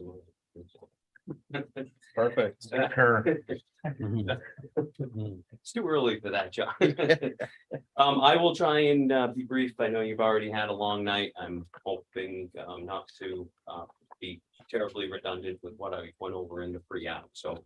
And I'm hopeful that the application we submitted will hopefully speak for itself, but I'm here on behalf of Heidi Simmons, who has property on Filer's Corner Road, and we're doing an after the fact subdivision.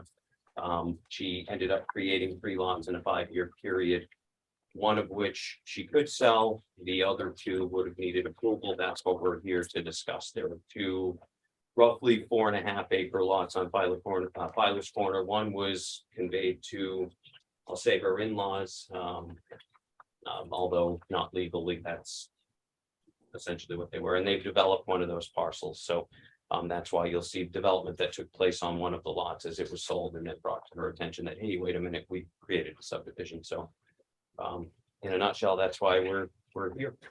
So I guess I'll turn it over to you folks to run down through the standard and see if we have given you all the information you need to act or not.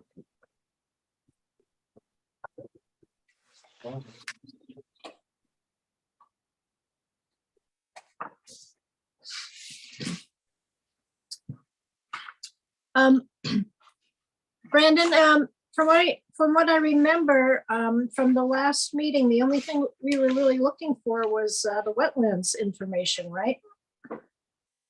I honestly don't remember everything that we were looking for. I remember that was part of it.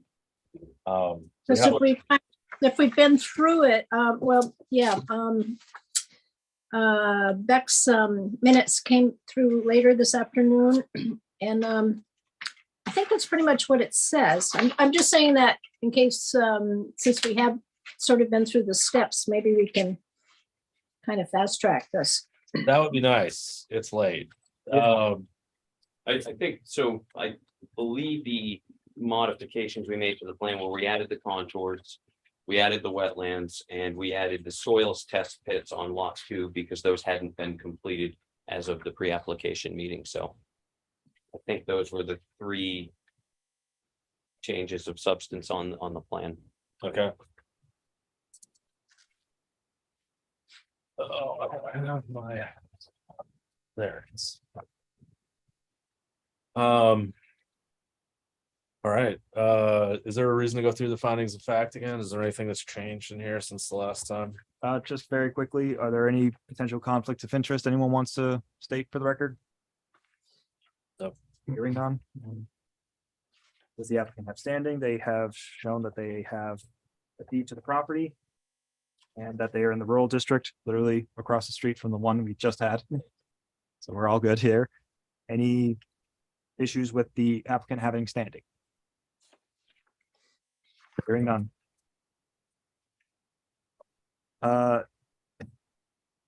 Yeah, findings of fact can be very rough. I doubt you want me to read through the whole thing.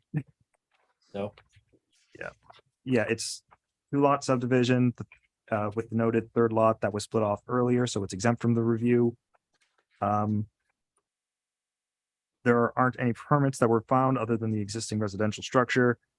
All documents were shown, legal advertisements and public hearing notices were sent out, similar to the last one, and we are holding the public hearing tonight. I haven't heard anything from any neighbors, so I don't have any additional comments on that. That's my fast-tracked findings of fact. Excellent. All right, section 3.5.1, application review documents. Item 1, accepted by town office, that's correct. Submitted on town office forms, yes. Item 3, applicant information provided, that's on the form. Property location and details, refer to site maps. We have a survey by Garley and Dorsky showing the 2 lots in question. Verification of ownership, the deed is provided in the package here. There. Where was that? And I have the blown up plans if anyone needs to see it.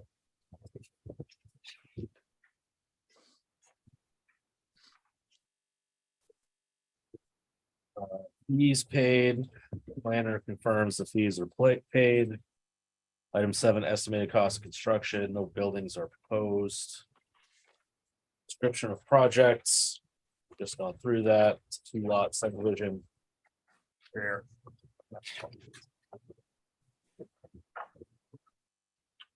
Start and completion dates, again, no construction. All other permits acquired.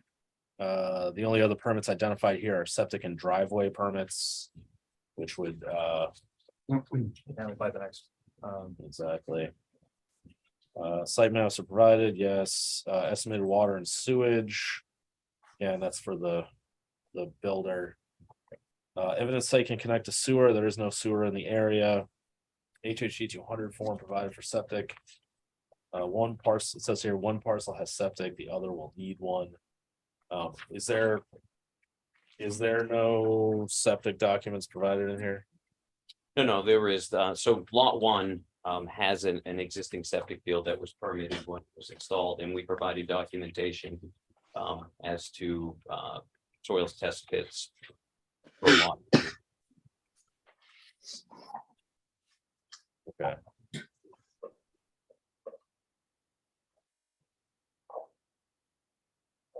I did not submit a copy of the septic design or permit for the field on lot 1. I presume that that's on file at the town office.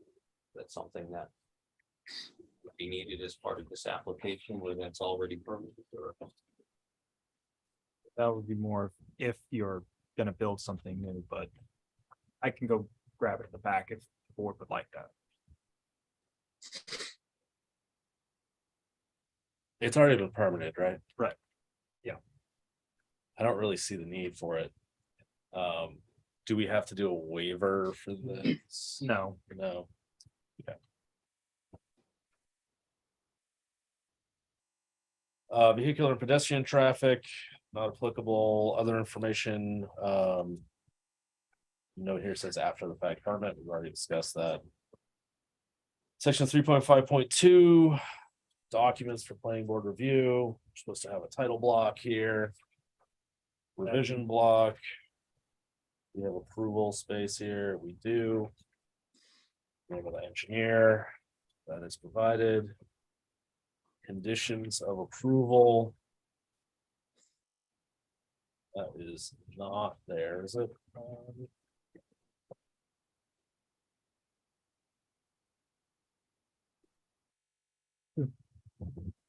I don't have a space for that. In the past, what I've done, if they were on subdivisions plans, if there were conditions, I add those and then bring those in for signature at another time.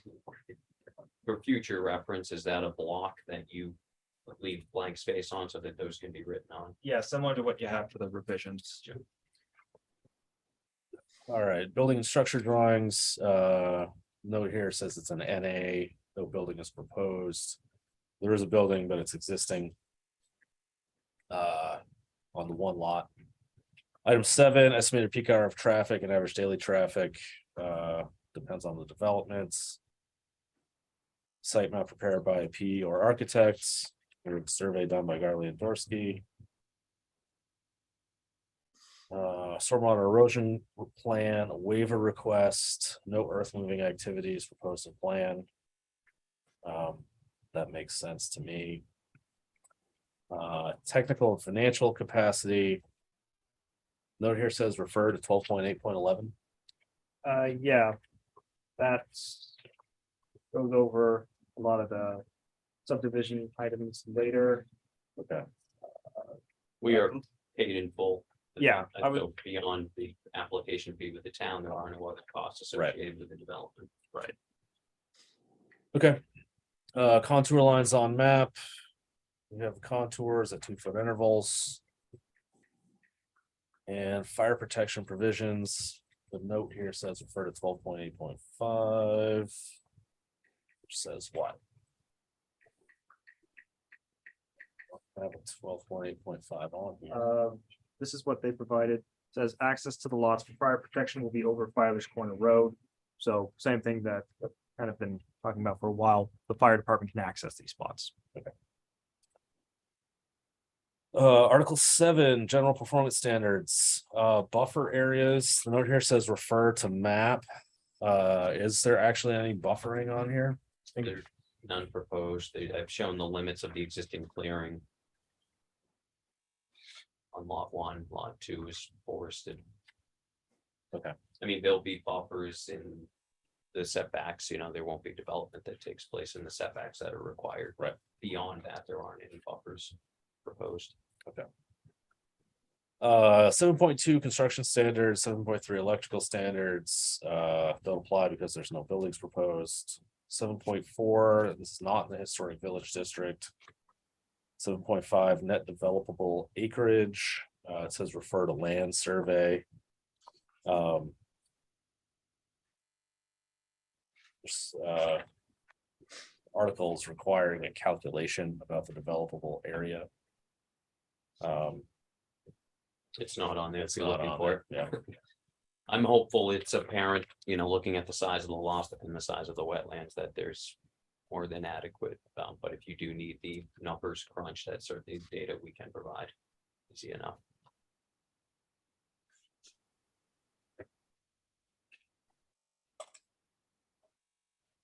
I mean, Or is that something we could add to our waivers request? it certainly is. I'm honestly not that familiar with what the goal for this calculation is supposed to be, so I can't It's just glance at it and say, yes, it's okay. It's just to show if there's enough area to actually build on the lot, pretty much. Or how much of an impact this will be, but this is when we're talking about a massive parcel, kind of like when we're talking about the maximum lot size coverage. If the proposal comes anywhere close to the maximum lot size, but this is just splitting the land in two. And the northern parcel that's already been developed doesn't come close to the maximum lot size coverage. Can you say that last part again? The parcel that already has a structure on it it's well below the maximum lot size coverage, and that's the whole point of that developable acreage. So if half the property's been developed, when it's a 40% max lot coverage, then that would have been an issue, but that's not really the case here. Once I'm mixing my spots up. If nobody has the objection, I think that providing a waiver for this seems reasonable. We would need to have a waiver request form for that, right? There is a waiver request form and yeah, that could be added. Is that something we can pencil on to that? And I mean, the rest of it's typed, but, Yeah, or if you need something, That- or you want me to redraft. I also have a typewriter in the back, if that's fine, just type it onto the plans. All right. That would be up to the.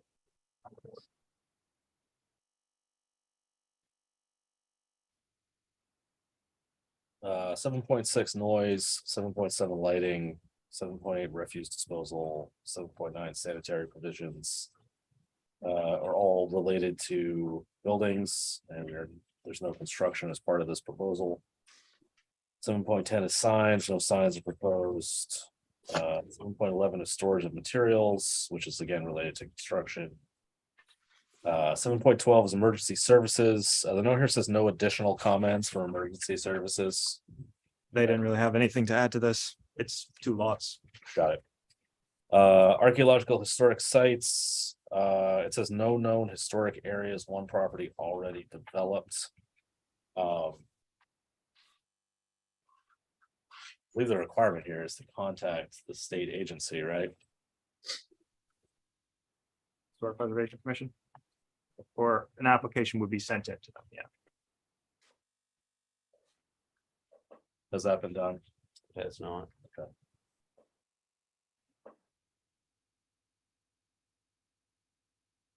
All right. I have a GIS layer, but you need an application to Maine Historic. Yeah, the article says for any proposed land use activity requiring application review. The owner or developer shall contact Maine Historic Preservation Commission and request written confirmation as to whether or not the site of the development has potential historic or archaeological significance. At least 20 days prior to action being taken by the permitting authority. Permitting authority shall consider comments received from the commission prior to rendering a decision on the application.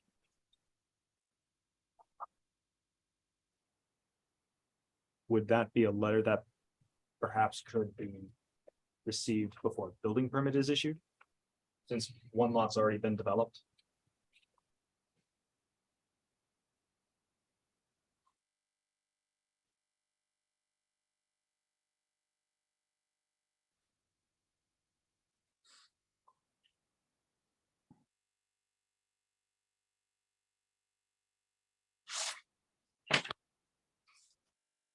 Is this a development?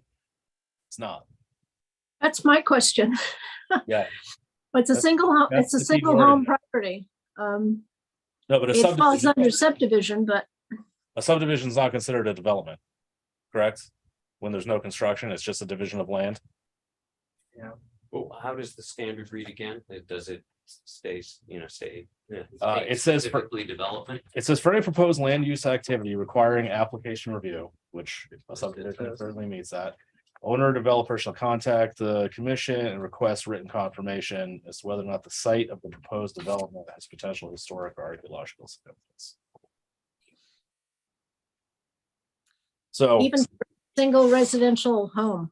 I mean, that lends itself to like you're putting in a, block of apartments or. So does that, it seems like we should have two levels of making that request to the state. I mean, every time a single lot gets developed in the state, the historical commission has to write a letter. Well, that's where we get to how much in depth we're looking at it. I mean, as Dusty said, he has a layer that shows the historic sites already. If that seems fine and satisfactory to the planning board, you can waiver and accept that. And that's kind of what Mark. Just make sure that there's nothing wrong on a historic layer or what we have in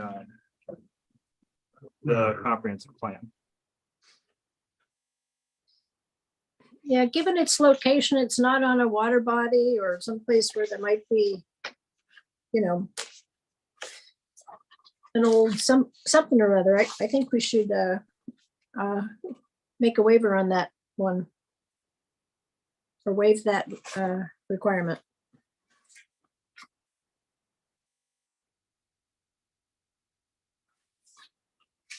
I agree.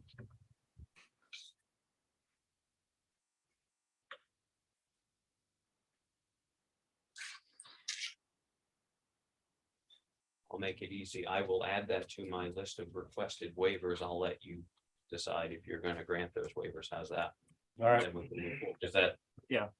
settle the issue? I'll request that waiver. Okay. You act on it as you see fit. let's move on. Article 8, environmental standards, stormwater management, there's a waiver request noted here. There's no earth moving proposed, there's no construction as part of this project, so stormwater management, erosion control, groundwater impacts, water quality impacts, phosphorus control are all. There's going to be no impact on any of these. Soils. And the note here says soil testing done by John Gomez. Is that septic soil testing? That was the septic soil testing. Which that's not what that is about, yeah, which we just discovered. No, it's Licking County soil, yeah. Yeah, but that's not what the article's about. It's about the type of soils and the rating by the USDA. It's not requesting a perk test. I don't have that. I guess I would add that to my waivers request if you're so obliged. And you're just saying Oh. that's part of what needs to be submitted unless there's a waiver Well, from. the other thing I'll note is that, and this is why I made that note, for the John Gomez test pits, if you look at each of the test pits, it does give a soil profile breakdown. Although Does it give the USDA rating? doesn't give- Severe or not, or extra severe, whatever it's called, severe or very severe, no, it doesn't get that. right? Does it give the classification? Which we can look up and see. Yeah, I mean, it tells you it's loamy sand, fine sandy loam, that type of thing. There's no gradations or anything. You know. He was analyzing the soil for something, right? Yeah, the soils, I mean, the soils thing is important. It's just like in Maine, you know, it's all gravel, rock and clay, like we don't really have a lot of problem soils. We'll put that on the waiver list. Air and water pollution in 8.7, 8.8, aesthetic, cultural, natural values. No buildings are proposed, is the note. Flood zone says FEMA flood map is provided. Is that on the survey or is it a separate map? Now, there's a permit that was provided separate for the survey. Didn't notice that in here. Okay, here we go. So rather than printing the whole map, you can actually zoom in on a portion of the map that shows your area. Yeah, perfect. That's for map. All right, 8.10 river, stream, brook and wetlands. These are all shown on the survey. And buffer requirements, there's no building proposed, so there's no buffers. Article 9, traffic impact analysis. Proposal does not require analysis, is the note here. It's there's no developments, it's just division. 9.2, street access, driveways, road construction standards. It says here, no streets are proposed, driveway permits to be obtained from the town. Deal with that then. And I would comment that John Daigle did come out and view this site, and when the land, the bigger parcel that's not part of or subject to this review. When that was sold, it was burdened by an easement for the clearing of vegetation as necessary to provide for adequate site distance if needed for these two lots, for lots 1 and 2. So John thought that was the only potential issue. John Daigle, when he looked at the site as well, you may need to clear some of that vegetation. So an easement to do that was retained. So when a driveway is to be constructed, they have the right to clear that vegetation to provide for adequate site distance. Great. 9.3, parking and loading. No buildings are proposed, is the note. I believe that's all we need to talk about in Article 9. Subdivision, section 12.8.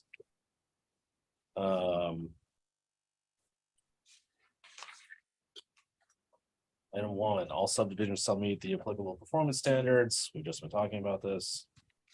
12.8.2, general lot requirements are met. Proposed sizes comply with minimum lot size under section 6.8, says here. Am I looking for 12?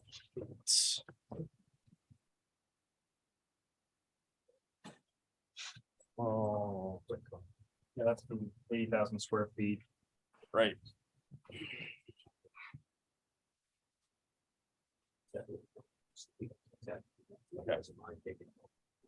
If not, I can text Rachel.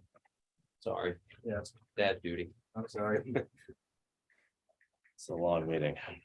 Yeah, All right, monuments. I believe this is the same as the last one. We're just looking for the locations of the pins.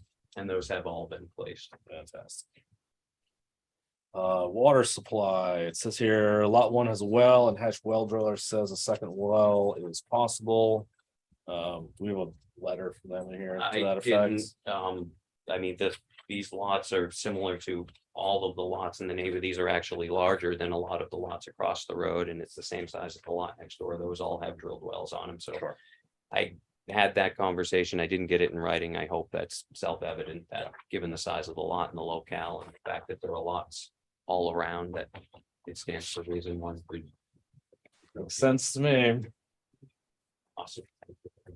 Going from 12.8 to 12.6. Okay, What's next? 12.8.5 fire protection. Note says fire chief able to access lots with adequate water supply and access. Item 6, subsurface wastewater disposal system. We've got our disposal sites, potential disposal sites marked here. 12.8.8 water body protection. There's no water bodies proposed on lots, with the exception of wetlands.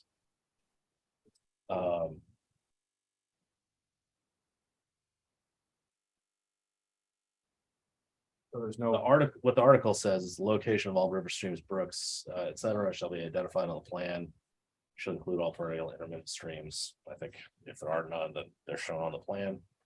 The wetlands are shown, there were no brooks, river Right. streams. this isn't like the last one we just had. Yeah. Item 9 is groundwater. Note says there's no development proposed in the sand and gravel aquifer. Item 10, historical, archaeological, wildlife habitat, et cetera. We just talked about this one in the other section. Financial and technical capacity. Max's note says one lot's been sold and applicant's already paid for putting together the application. Makes sense to me. We need to waive this one, right? Not really. No. Because this one's up to how you see it satisfying. If you think this is good enough, that's good enough. If you need them to put something in writing from the bank, you can request that, but it's Okay. really up to what you think is fine. Item 12, homeowner association. It says here there are no proposed roads. I assume there's gonna be no homeowner association as a part of this, right? And then item 13 is open space ownership. There are no proposed open spaces. So now back to 12.6. Well, if I can jump in on this one. So the intent is to try and have this approved for preliminary and final plan, correct? Yes, board would entertain that, absolutely. So Nothing personal, we just would rather not come back another month. the reason I ask is because there's quite a few things from 12.6.2 that are also gonna go over to this final plan review. So, Is that also on here? yeah, that's like page 6. Oh, I see.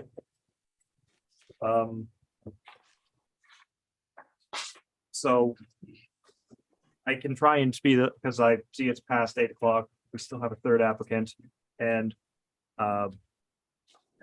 really it's a question for the board if you think this is something that could be approved for preliminary and final plan. Because if you believe that is the case, I can try and go through these a little more faster and streamline, saying this is what both of them require. And then sort of get that going. I didn't want to, or wanted to get your thoughts on that. Yeah, almost everything that's included in the preliminary and final plan is stuff that we've already discussed so far in this meeting. Right? Very, a We're good not- chunk, yeah. We're talking about having some waivers for a few things. HHE 200 form.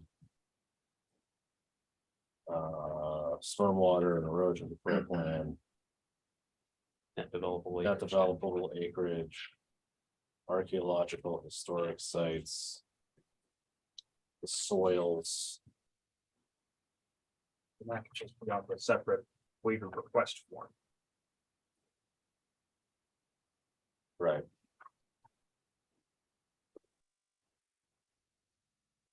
So we would have to approve this on the condition that we're going to receive these waivers.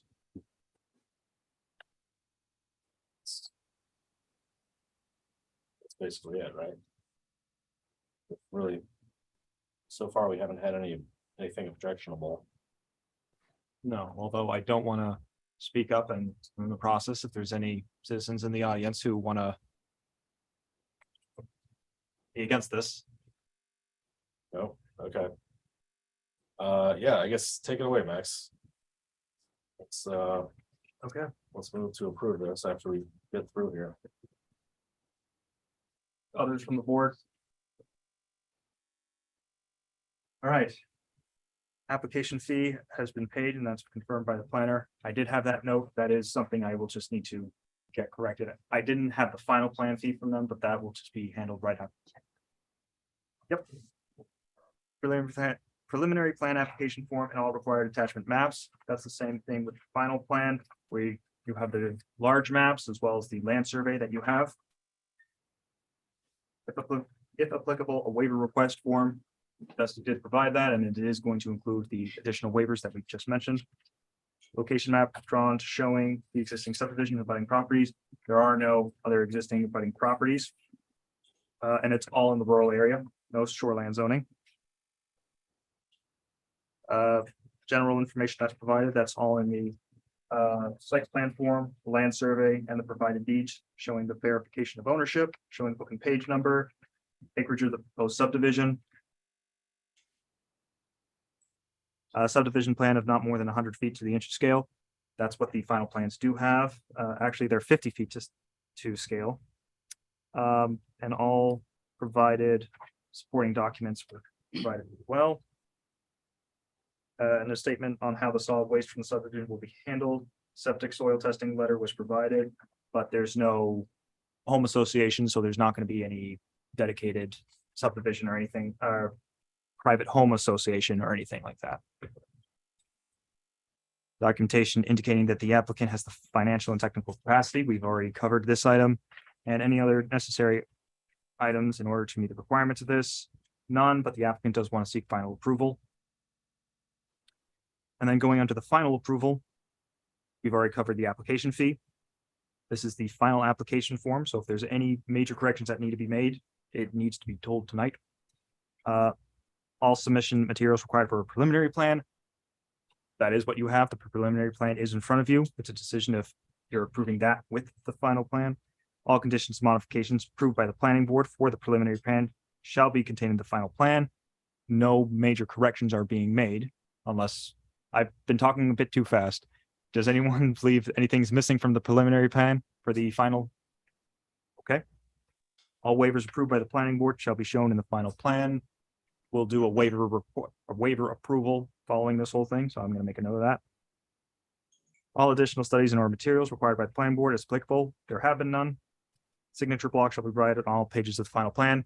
We have that for the bigger ones. One will be for the town. One will be for the applicant to take to the registry of deeds. I actually brought a rolled copy if we get there because they won't record something that's been folded. Oh, right. Yeah, I know. They'll do the rolled one. It's a weird item they have. Well, they scan them now, so they did away with the transparency. You know, no longer need a Mylar to record, but they scan the plan, so that's why they don't want it folded. They won't accept a folded plan because those lines show up when they scan it. So they. I'd make a bit about that, but here's the bureaucracy of it all. All additional studies and materials, performance guarantee if applicable. You're not asking him to make any big purchase or anything like that. Location and type of all permanent markers set on all corners, verifying documentation, including a signed letter. We do have that in the survey that pins have been made right there. Yep. And then there are no private roads, so we do not need a statement stating that they are going to be private roads. There is going to be no dedicated land, so we do not need something from the select board. It has board of selectmen, but it's select board. Any conditions placed on the final plan by the planning board shall be clearly listed on the plan. There are no additional conditions that I am aware of at this point. And then appropriate documentation from the Department of Environmental Protection or other applicable state agencies if there's going to be disturbance of water bodies indicated in the subdivision plan, but there's no roads or anything being proposed over the wetlands, so that is not necessary. So with all that said, there is just the quick approval of the waivers that have been noted.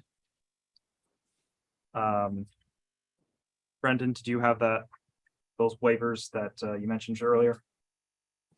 Yes, we are expecting a waiver for 3.5.1.14 for the HHG 200 form.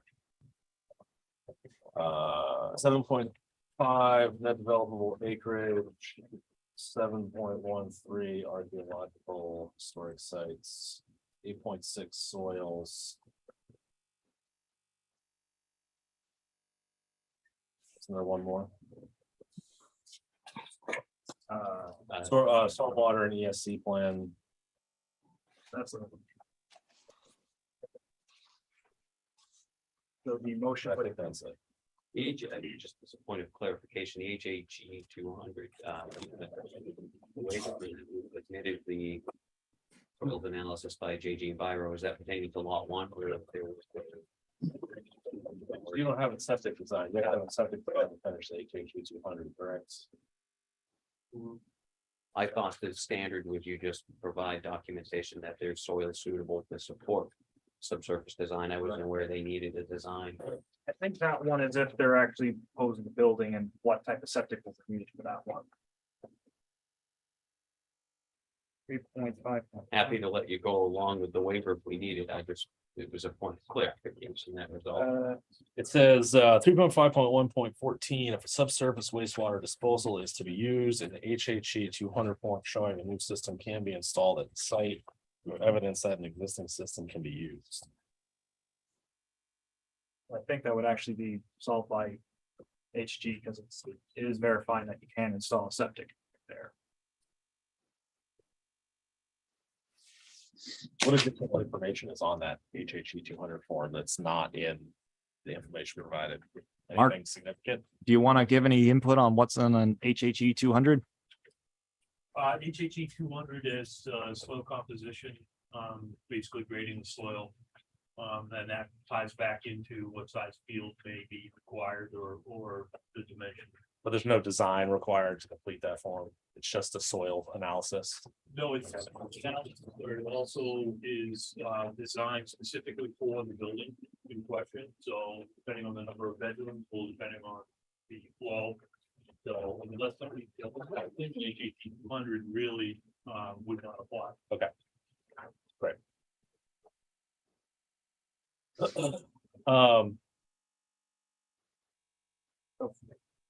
there's no other comments, I would move to accept the application with the waivers we've just discussed. This is the, I second it. this is the preliminary and the final. Yes. Brendan made the motion, Barbara seconded. Is there any discussion? No.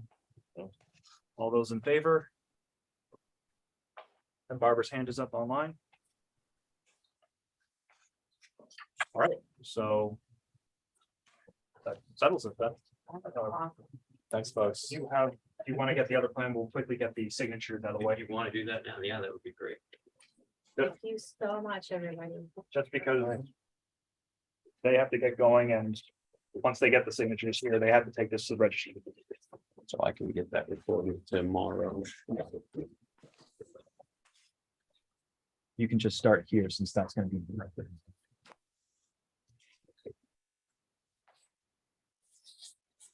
And then one more. That's happening. I do see that it is 8:20. And I feel bad that these guys have been here since 7 o'clock.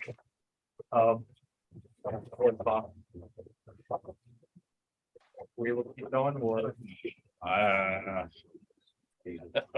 we're table. I'm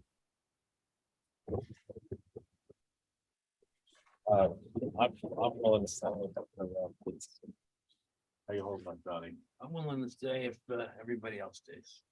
And then Brendan, you'll sign on the top here. I'm willing to stay. Kind of black. I have one. Yeah, I got it. I had one. Well,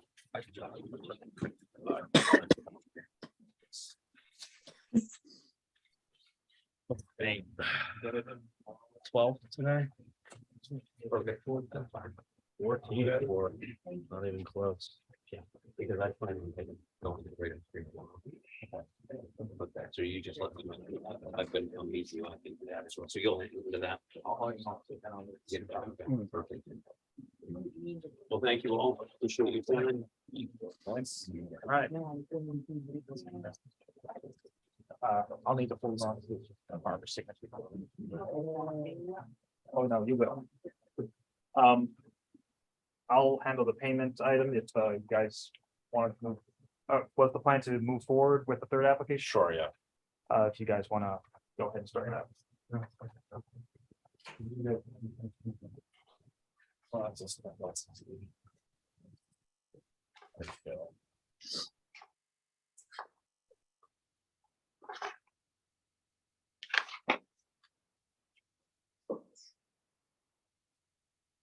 Okay, Turner. Contractor. And this is Peter Chbosky. Son of Susan Chabasky. Susan. Jim couldn't make it this evening. Okay. All the Wolf Pine Collaborative. Yeah, go ahead. That's the name of it. Okay. And I think we've filled out the documentation that was requested at last meeting. We're happy to try to answer any questions on that. So my recollection from the last meeting was, we were asking for a more detailed site plan that explain what it is that you're building out there. We were looking for an erosion control plan. Usually rely on Max for the complete list of things that we were missing. I'm still unclear, looking at your drawing, what you're doing with parking. I see you're showing a 50-foot setback from Robinson Road to a green rectangle here, which I'm assuming is the parking area. Correct. Yeah. Okay. It's existing. It's been there as a field for a long time. Okay. It was cut years ago. My note from the previous meeting said that you're planning on having 25 cars in there. What's the number? I mean, all of it is speculative based on the types of workshops we run. It might be this 3, but we're just estimating, but the plot itself can hold 25 if necessary. Yeah. So we're not asking for how many people are going to show up to an event on a certain date. We're asking how big the parking lot is, how many cars going to park there. Yeah. So like that information is not provided here.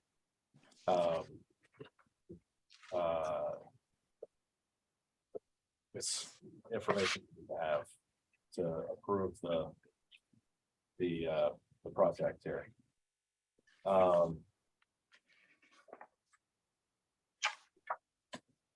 I guess.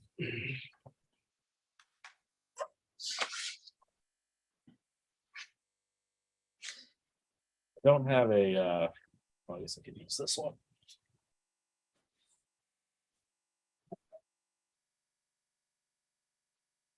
So we've got this application broken up into a couple of different documents here.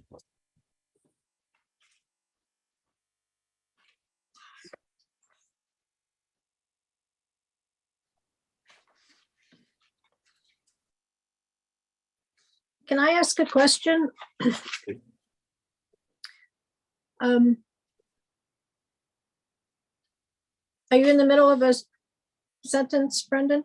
No, please go ahead. Okay.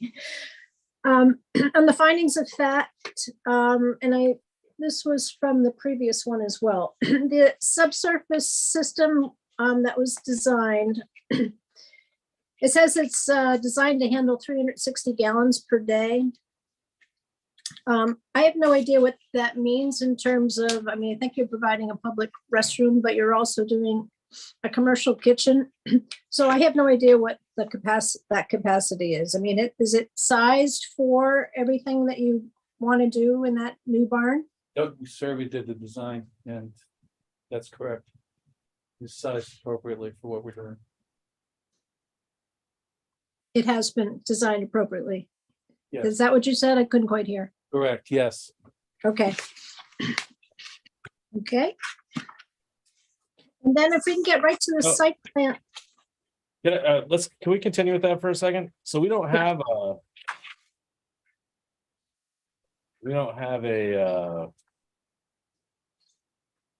any of that information from Doug Missouri in the application. thought I gave you the document. No, I didn't. On the septic system? Okay.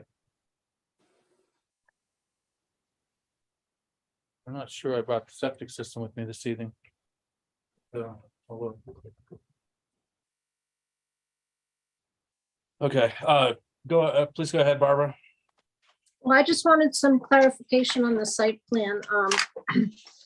If I may, let's see, okay, so the second one, which is kind of the close-up of the barn, shows a purple line going from the bottom left corner of the barn towards someplace. And I think that 166 feet, is that associated with that purple line?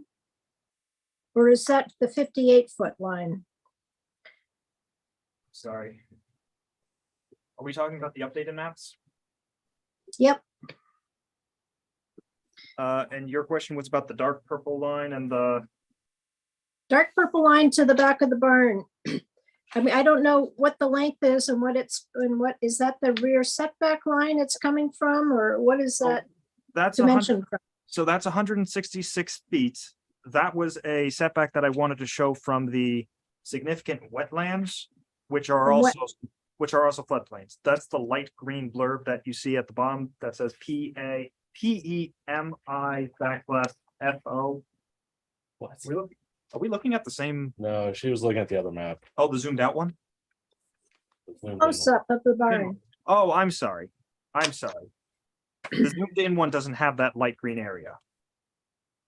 I only had that zoomed in case the orange contour lines were a bit messy for people. What is this white rectangle around the building? That was an area that I think was cleared for the building. Am I correct? Site itself. Site itself, right? Correct. I don't understand. What is the white rectangle? It's the area that's cleared. Cleared area around the building. Okay. And this area is 33 feet from the From those, wetland. yeah, from the forested wet area, yeah. Forested wetland, yeah. What's our required setback from that? There's no required setback from that. I just had it because, especially because when you see the 58 feet from that, some people are always just concerned about wetlands, so I just wanted to show how far they were from it. It's not a requirement. I was just being cautious. Because it's better for you to say, why are you doing the measurements, rather than I not have it in here and saying, well, how far away is it? It was more of me being cautious. Did you do this map? I did.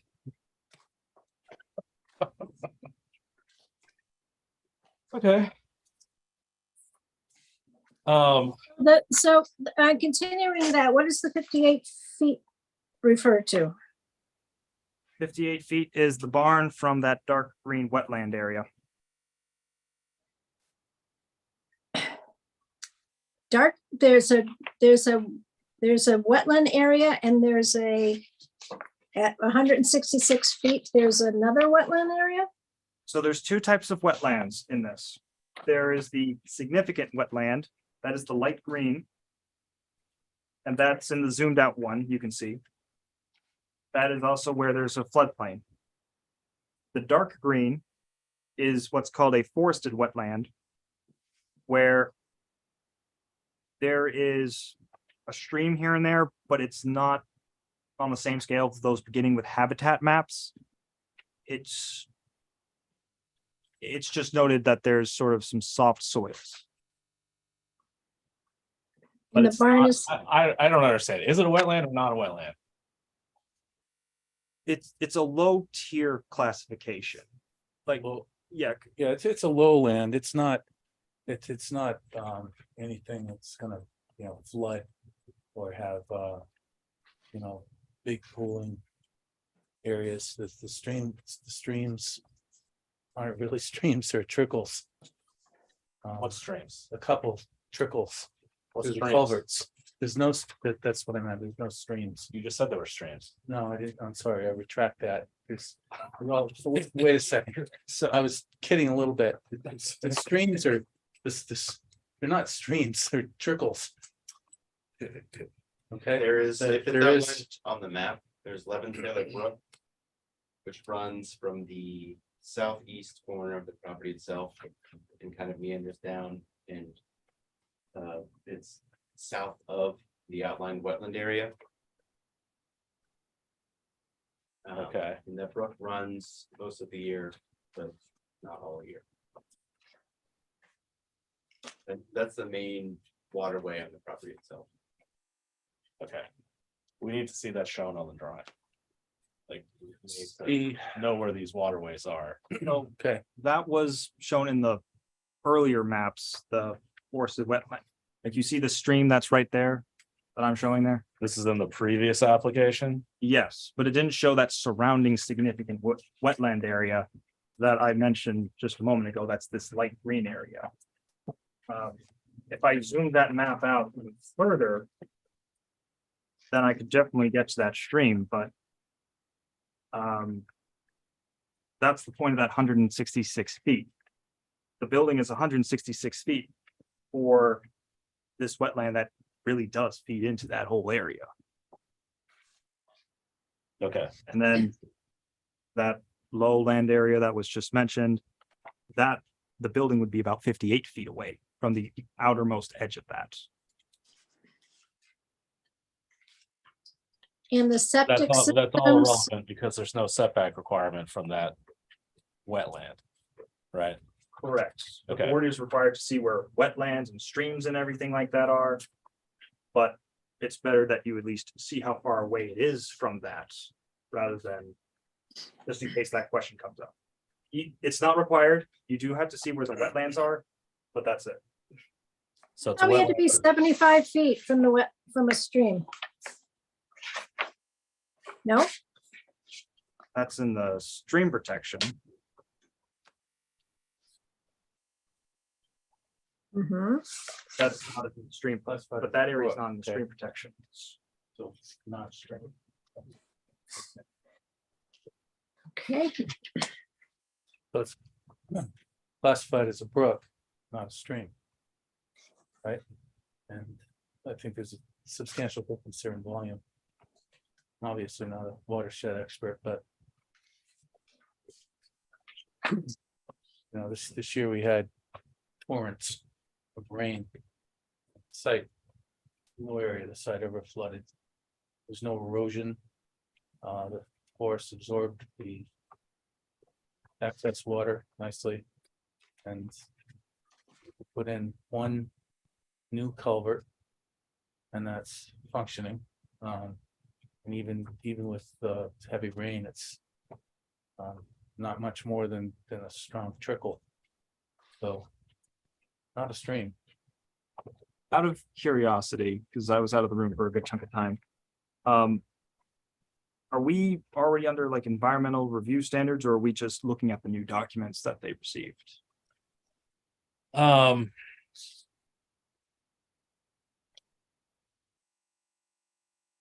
I guess we just kind of started running through the new documents. Okay. Where is this? And do you all have a copy of the original application documents? Yeah.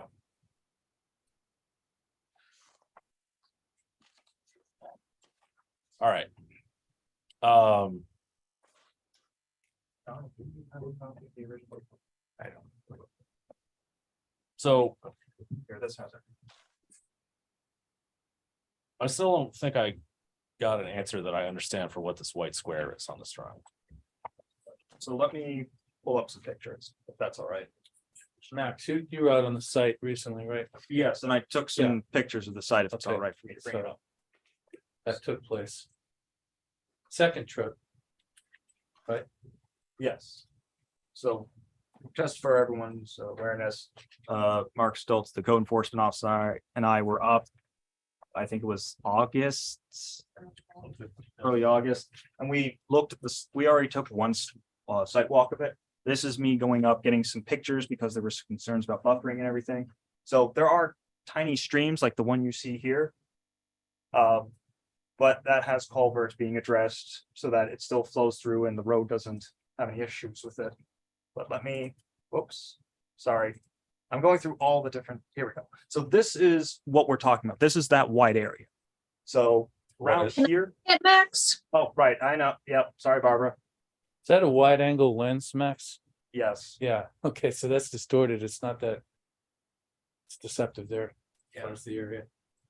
So, We've been very selective about cutting. yes, so about over here is where the building would be, but here's the silt fence and I thought- then, Can you hold on? I thought you already built most of this building. No, there's a concrete slab. That's it. Okay. That's as far as we've gone, Brenda. Right. And we put utilities in underground. You know, at Okay. additional expense. We want this to be beautiful. so, yeah, so that white box that you see on that plan is just showing where this clearing has taken place. So it's a line of clearing. It's a limit of clearing.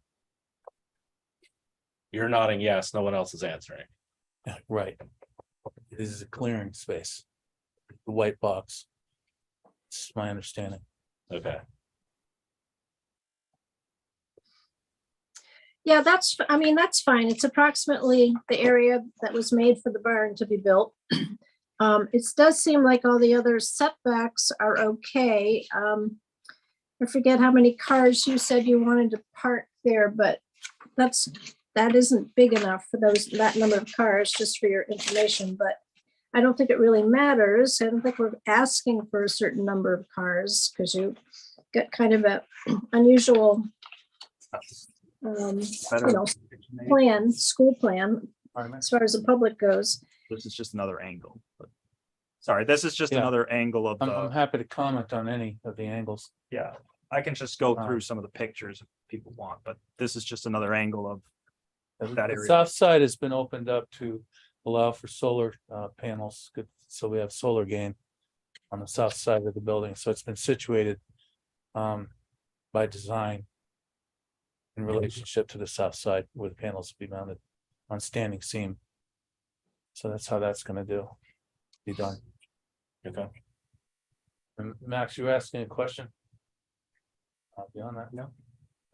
I mean, I'm just going through the pictures right now showing the, roadway, and again, you know, we've had extremely wet conditions, which have really, the land has absorbed it nicely. No erosion. Minimal disturbance. that's just showing the material of the driveway. Correct. Gravel.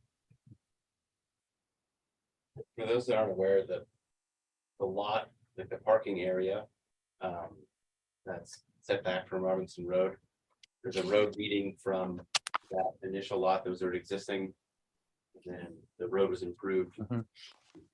to the actual site that was cleared for the building. And then we are getting to where I was taking some pictures of the parking lot. Yes. Built a retaining wall using large natural native rocks that came off the property. And then this is just showing, the road is on the far left right here. Then over here is where there'd be about, I think it was 25 cars being parked. Yeah, it would probably considerably less normally. And then I roughly measured about 30 feet, but that was me going toe to toe Right. in a straight And it's a line. nice screen between that field and Robinson Road as you continue on up Robinson Road. 30 feet max, roughly. About, that was me going Yeah. in a straight line. Right. And then this is again just showing tree buffer. And then what you could see in the parking lot. And there's my little car. Can't see the building, or wouldn't see the building, even with, you know, winter conditions with deciduous leaves are off. It's tucked away. That was it. Thanks for those pictures, Max. Okay. So there's plenty of room for this building to happen. There's plenty of room for the parking area to happen on this lot. There's no tight constraints. I have no idea whether there's gonna be some more clearing for the septic when that goes in, right? But it doesn't really, it's not really a matter for the planning board. So really the question is the use, the agricultural, actually, I'm forgetting the term. What's the term, Max, we're using for this application? Agriculture-related business. Yeah, and would it make sense, given the size and everything, that if there are events of 100 people or more, that they would get a mass gathering permit? And otherwise, it's fine. That's why it's agriculture-related business / event center. They're going to have some smaller events. They wouldn't need a mass gathering permit. And then it's just understood by the town that they'd be allowed to have at least one every weekend, at least for the summer, I think. I'd have to go through the exact have frequency limited to one event per weekend, with the exception to events under 25 persons. So That's reasonable. which is roughly what I was told the Mhm. planned use was gonna be. Maybe Correct. not even every weekend, it was maybe once every month. So I'm sorry, I can't hear everything, Max. So it's okay to have something with more than 100 people? It would be limited to 100 vehicle trips per event, but yeah, that's the point of getting the event center item now, so that they don't have to get a mass gathering permit every time they expect over 100 people. Susan could probably comment on that, but I don't think we're expecting over. What, I can't imagine. 20, 25, We're talking very low, small, low key. yeah, very small event, small workshops. Well, that's great for the way you guys are gonna manage it, but what this sets up is, like, if you ever move or you ever sell the place, we have to kind of set it up for, you know, what the deal is for the future, for perpetuity, so people understand, you know, what can be passed on or whatever. So that's why I bring it up. Understood, good.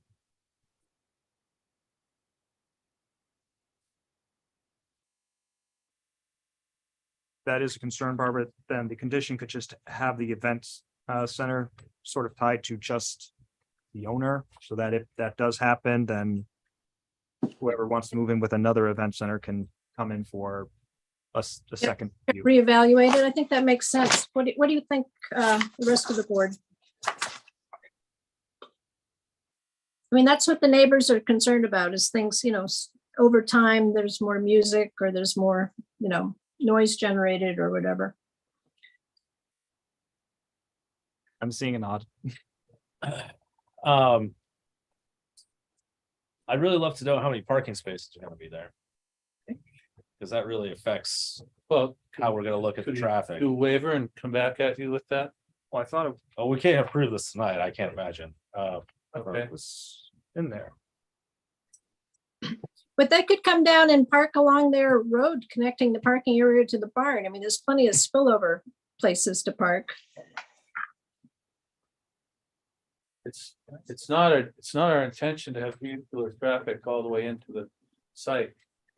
But if you had to, you could. Supposed to be more walking, John. Well, we don't have, not planning much more than a space or two at the building itself. Oh, there's parking down there too? No, the turnaround. Basically handicapped, like, It- because the parking lot is separate from the building and they're connected by a driveway. So we intend that people would park in the lot, which I'm sure the dimensions are on the maps. And then we can determine from the dimensions how many cars could fit in there. But there is space around, enough clearing in case there was somebody that was handicapped and couldn't walk from the lot to the building, that there would be 1 or 2 handicap spots right next to the Okay. building. And That's it. just a note, they did state in the parking and loading section 9.3 that there would be 25 parking spaces in existing clearing and to existing road. That's what you put down in the application.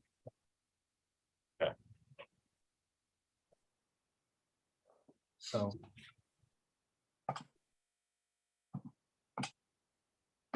Okay.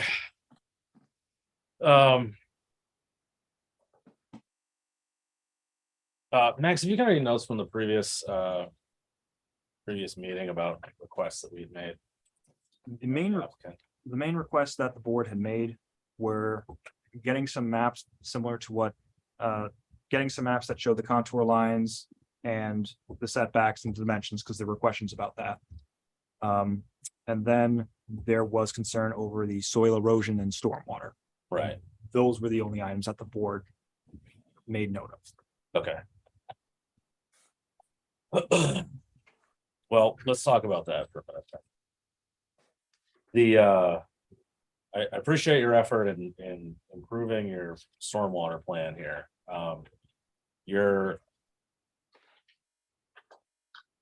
You need to provide more information. Go to the DEP website if you haven't. I get the impression that you haven't. And look at what's required in there. I'm, surprised to learn that there's wetlands there right next to your building. And you've done all this work without any erosion control plan. There needs to be a map that shows where your BMPs are going to go.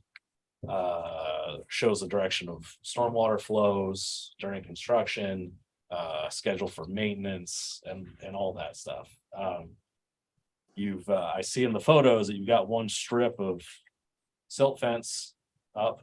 Hard to know if it's in the right place, if it's enough. It's impossible to read what you provided here and to make any kind of judgment about whether you're doing the right thing, because there isn't enough information provided. That's why, frankly, that applies to all these other questions that we're asking you. The site plan ought to show the handicap parking spaces down at the building. What the things that you're going to build should be on the site plan. So, this is a de minimis amount of information here to try to do this approval.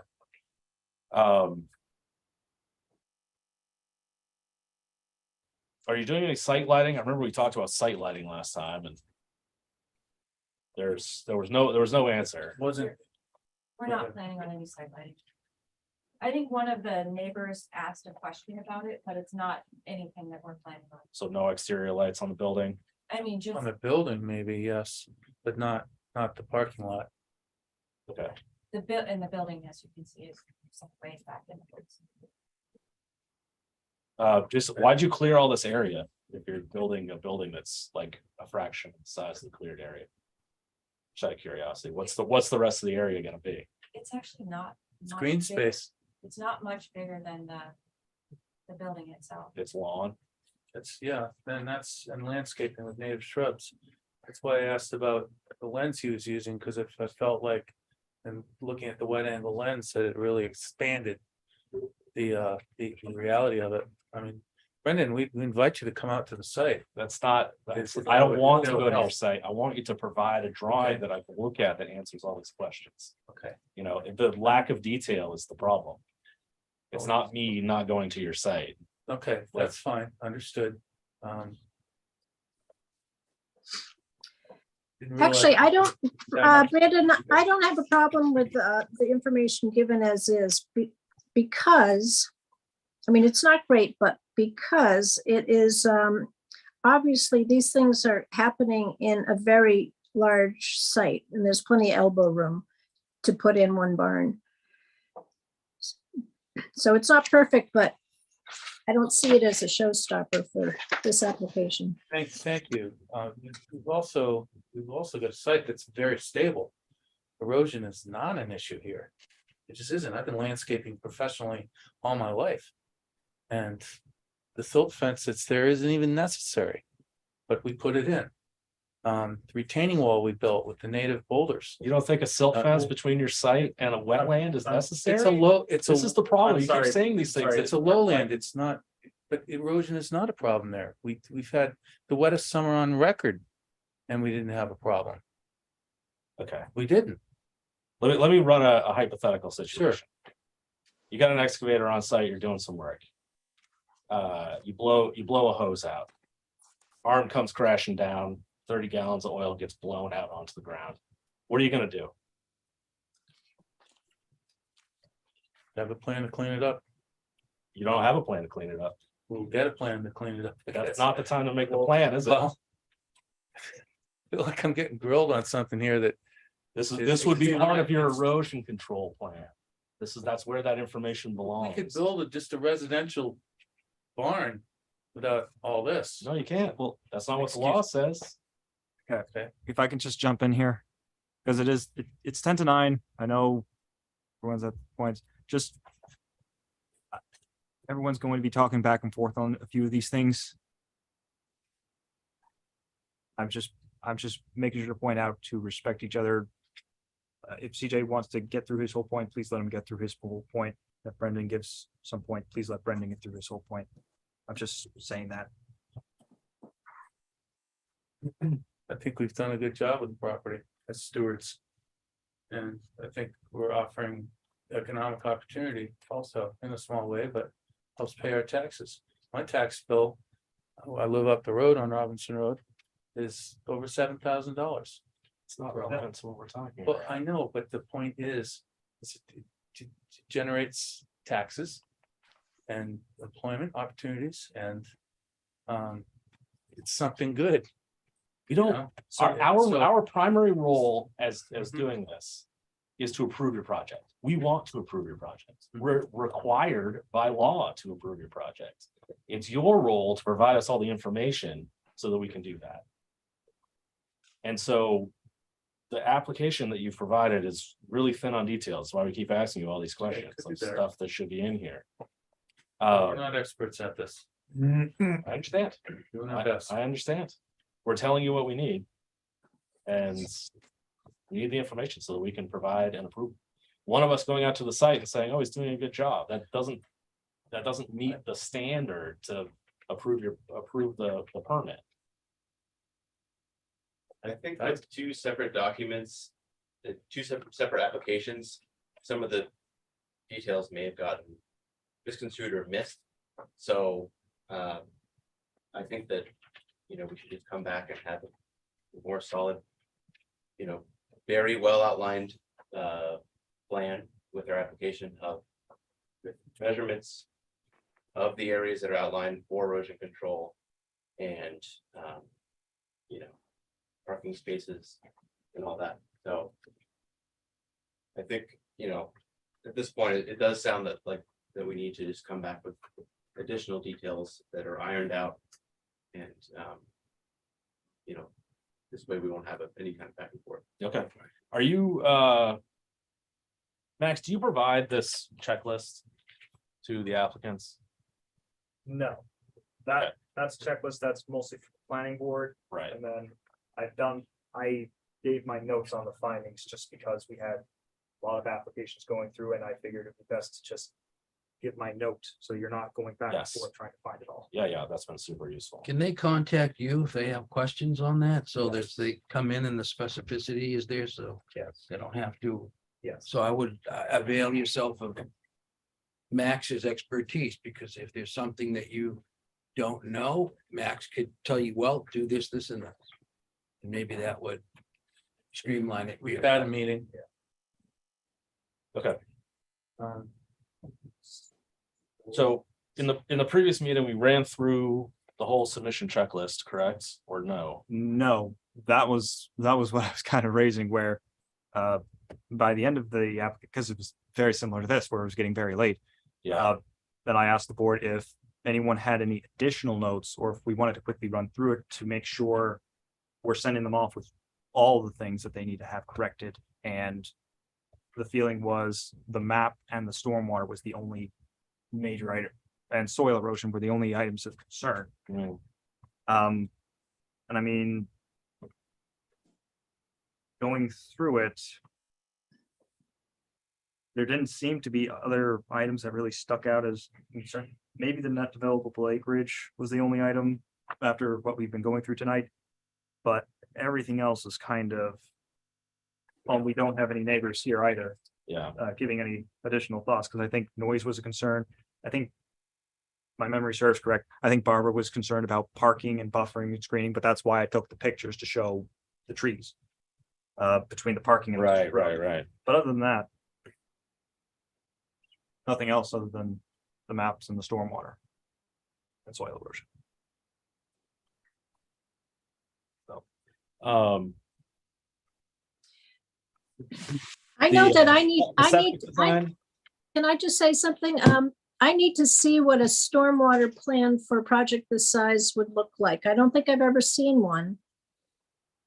And I need to know I would like to know what's involved, because I'm just wondering is that really, I mean, apparently it's in the fine print, but it sort of seems like it's a CEO review thing when the project goes to build, but for a small project like this. So anyway, I would like to see a sample one, because I don't know what the heck you're talking about, Brandon. I know, nobody does. That's I know. why I'm banging my head against the wall for the last I year. know, about so that you have topic. you have to instruct us, because I have no idea. You bring it up all the time, and I just don't know what it is, what you're asking for. And this is such a small project on such a big piece of land that I think it's only fair that you instruct us for next time. I'd Or be happy send to provide you send with some around a samples. sample. I can provide you with some samples. I would suggest go Okay. to the DEP website and look at I their. don't want to, Brandon. You already, sorry, I keep calling you Brandon because it's really late. I don't want to do that because you already know the stuff. And you said you had given a sample or something to Max at one time. So save me this step and just forward it, I'll send it to you. maybe to the whole board, so we all know. Sure. Brendan, if you want to just forward it, I guess I was given it, but if you could forward it to me again, I'll. blast Not a it out. problem. I'll send it out tonight. Yeah. Because I have no idea what you're talking about. Honestly. Yeah. Which I'm very surprised to have moved back to Maine and discovered that no one has ever heard of this. Well, that's why you moved back to Maine. Well, this has been the law of the land for many, many years. I don't know why our No, contract. I'm not saying don't it's know not this right, but either. but you've got to educate us, because I don't know what you're talking about. Not a problem. Well, this certainly isn't a large commercial endeavor. It's it's a small business.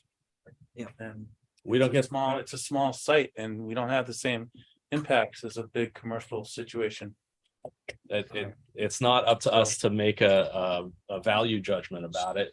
The law says provide the erosion control plan per the DEP standards. The septic design, we need to see that in the revised application. That's Um, available, no problem. great. I'm just scanning down through here to see if there's any other showstoppers in here. I don't really see anything.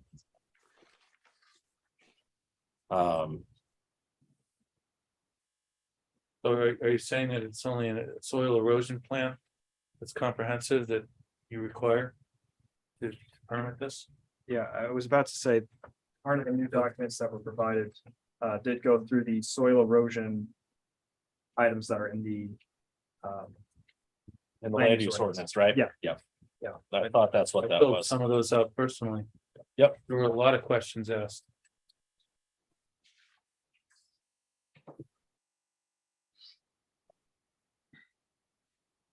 All right. Article Yeah, 8, I mean, 8.1. 8.2 is the soil erosion. all right. So, improving the drawings, erosion control plan, septic plan. Is that everything that the board is asking for? Why do Anybody? we need why do we need the septic plan? It's required by the land use ordinance as part of the approval. That's It is fine. We have that. I can have Yeah. it here tomorrow. Great. Good. Give that to Mark. I just included in your revised package when you Okay. get the whole thing put together. Okay. Yeah, just build the whole document. So is this gonna require an engineer No, or something? No. you don't have to have an engineer stuff. I think the DEP does now. Yeah. Right? I used to write these and then change the rules, so you have to do one, but. So- There's no requirement that Mhm. it has to be done by a PE. It just has to be done to the DEP standards.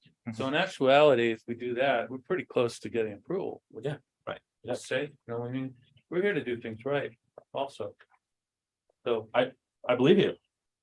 We just don't have, we need to have all the information in one place so we can sit here and approve it. A little That's- frustrating that's the because thing. we get handed that document that you're looking for, but we'll pursue it. Okay. I also plan to combine both applications Yes, into one Yeah, cohesive yeah. document. I think that's part of our confusion here. it's part of it. Yeah, because we had the initial one, there was the first meeting that myself or, it was just CJ here, person. And then we had the update and so we'll plan on getting it all together and I'll get the photos and the information that. Peter's put a lot of time into this. He's done an excellent job. And sure, he's anxious to get it worked out also. So we'll be prompt. Right. So So let's move to table this and we'll wrap up here. I'll move to table this application until next time. Second. Thank you for your time. I know everybody's had a long day. Sure thing. Thank you. All in favor? and Barbara motion. Yeah, Oh, what else we got on this agenda? 9 o'clock. Dinner. Dinner, yeah. Thank you. Thank you. and we'll put you first on the agenda next time, okay? Oh, that'd be awesome. It's two very quick things. We talk about 6 Yeah, which one is 6? comments, LD 2003 and request to move the meeting. Yes, very quick, I promise. We'll be done in 2 minutes. One for LD 2003. I figure with how busy you are, and because we've already kind of reviewed it nonstop already, I was planning on just sending the notes off to the town's attorney so that they can give us a thumbs up to make sure we're all good, rather I than. don't think we had any conflicts or things that needed to be resolved. That's what I figured. Yep. Barbara, do you have any concerns about Nope. that? Nope, Perfect. that sounds good. Second, for moving the meeting schedule, I know that it's gonna be on, I think, May or January 11th. Just confirming times. January 11th is the next scheduled meeting. However, because we're gonna have that time between Christmas and New Year's, I was wondering if we can move maybe to the 18th, so that if we do have another applicant, well, first we'll give this applicant a little bit more time. And at the same time, if we have to send out notices, there's a little bit more breathing room for people to review it as well. Oh, yeah. Yeah, that makes sense to me. No problem. That's fine. Perfect. Is there a motion to shift the meeting to that time? Make a motion to shift the meeting to the 18th. Is there a second? I'll second that. All those in favor? All right, and then I'm good. I'm done. See, 1 minute. I did that in 1 minute. All right, I'd like to move to adjourn this meeting. I just have one comment. Yes, Now, it's 9:05. I know. And this, again, I have to say this, this is ridiculous. This is a over 3 hour meeting. An hour and a half, 2 hours, and 3 hours. You get a lack of decorum that we saw here in the last hour, because I think people are so exhausted. They're so somewhat frustrated. So again, Max, I don't know how you could do it, but somehow we need to plan when we do these that we don't run over 3 hours for a meeting. I just think it's non-productive to me. It's non-productive, I think, to the members or the applicants. And they were all, I've noticed a we lack of decorum when we and go. we've reviewed all those projects already. That's even the worst part. Yeah, and that's the thing is we went over 90% of it and I just, Yeah. I mean, don't get me wrong. I've been on this board as long as anybody and I want to do a good job. But a 3 hour and 5 minute meeting is just, I think, bordering on causing this type of tumult and, a lack of decorum, I guess is what I would say. I say this every time I'm given all these applications. First of all, we have to review these in a certain amount of time. That's part of the problem. Sure. Second of all, I doubt anyone wanted to have a meeting between Christmas and New Year's. Right. Third, I never know how long these meetings go. I've had some applicants where I thought it was going to be the most controversial issue. We're Right. done in 20 minutes, but then we have what we had here tonight, where you're right, we did track all these, but that first application went 90 minutes because there was just so much we Yeah. still had to go over. I'm not, Max, particularly blaming you. I'm just No, saying, I is know, there I know, something it's- that you could do when you, because you feel these and you kind of know maybe how they would go, maybe to set it up in a way that it's reasonable and people actually exchange ideas and questions in a thoughtful manner, because again, the lack of decorum is obvious. And it was sprinkled throughout the meeting. And I've been on here for a long time. When these meetings go this long, that rears its ugly head. So anyways, that's all I wanted. to And say. I apologize for being bitchy. If part of that was me. Because I'm exhausted. I mean,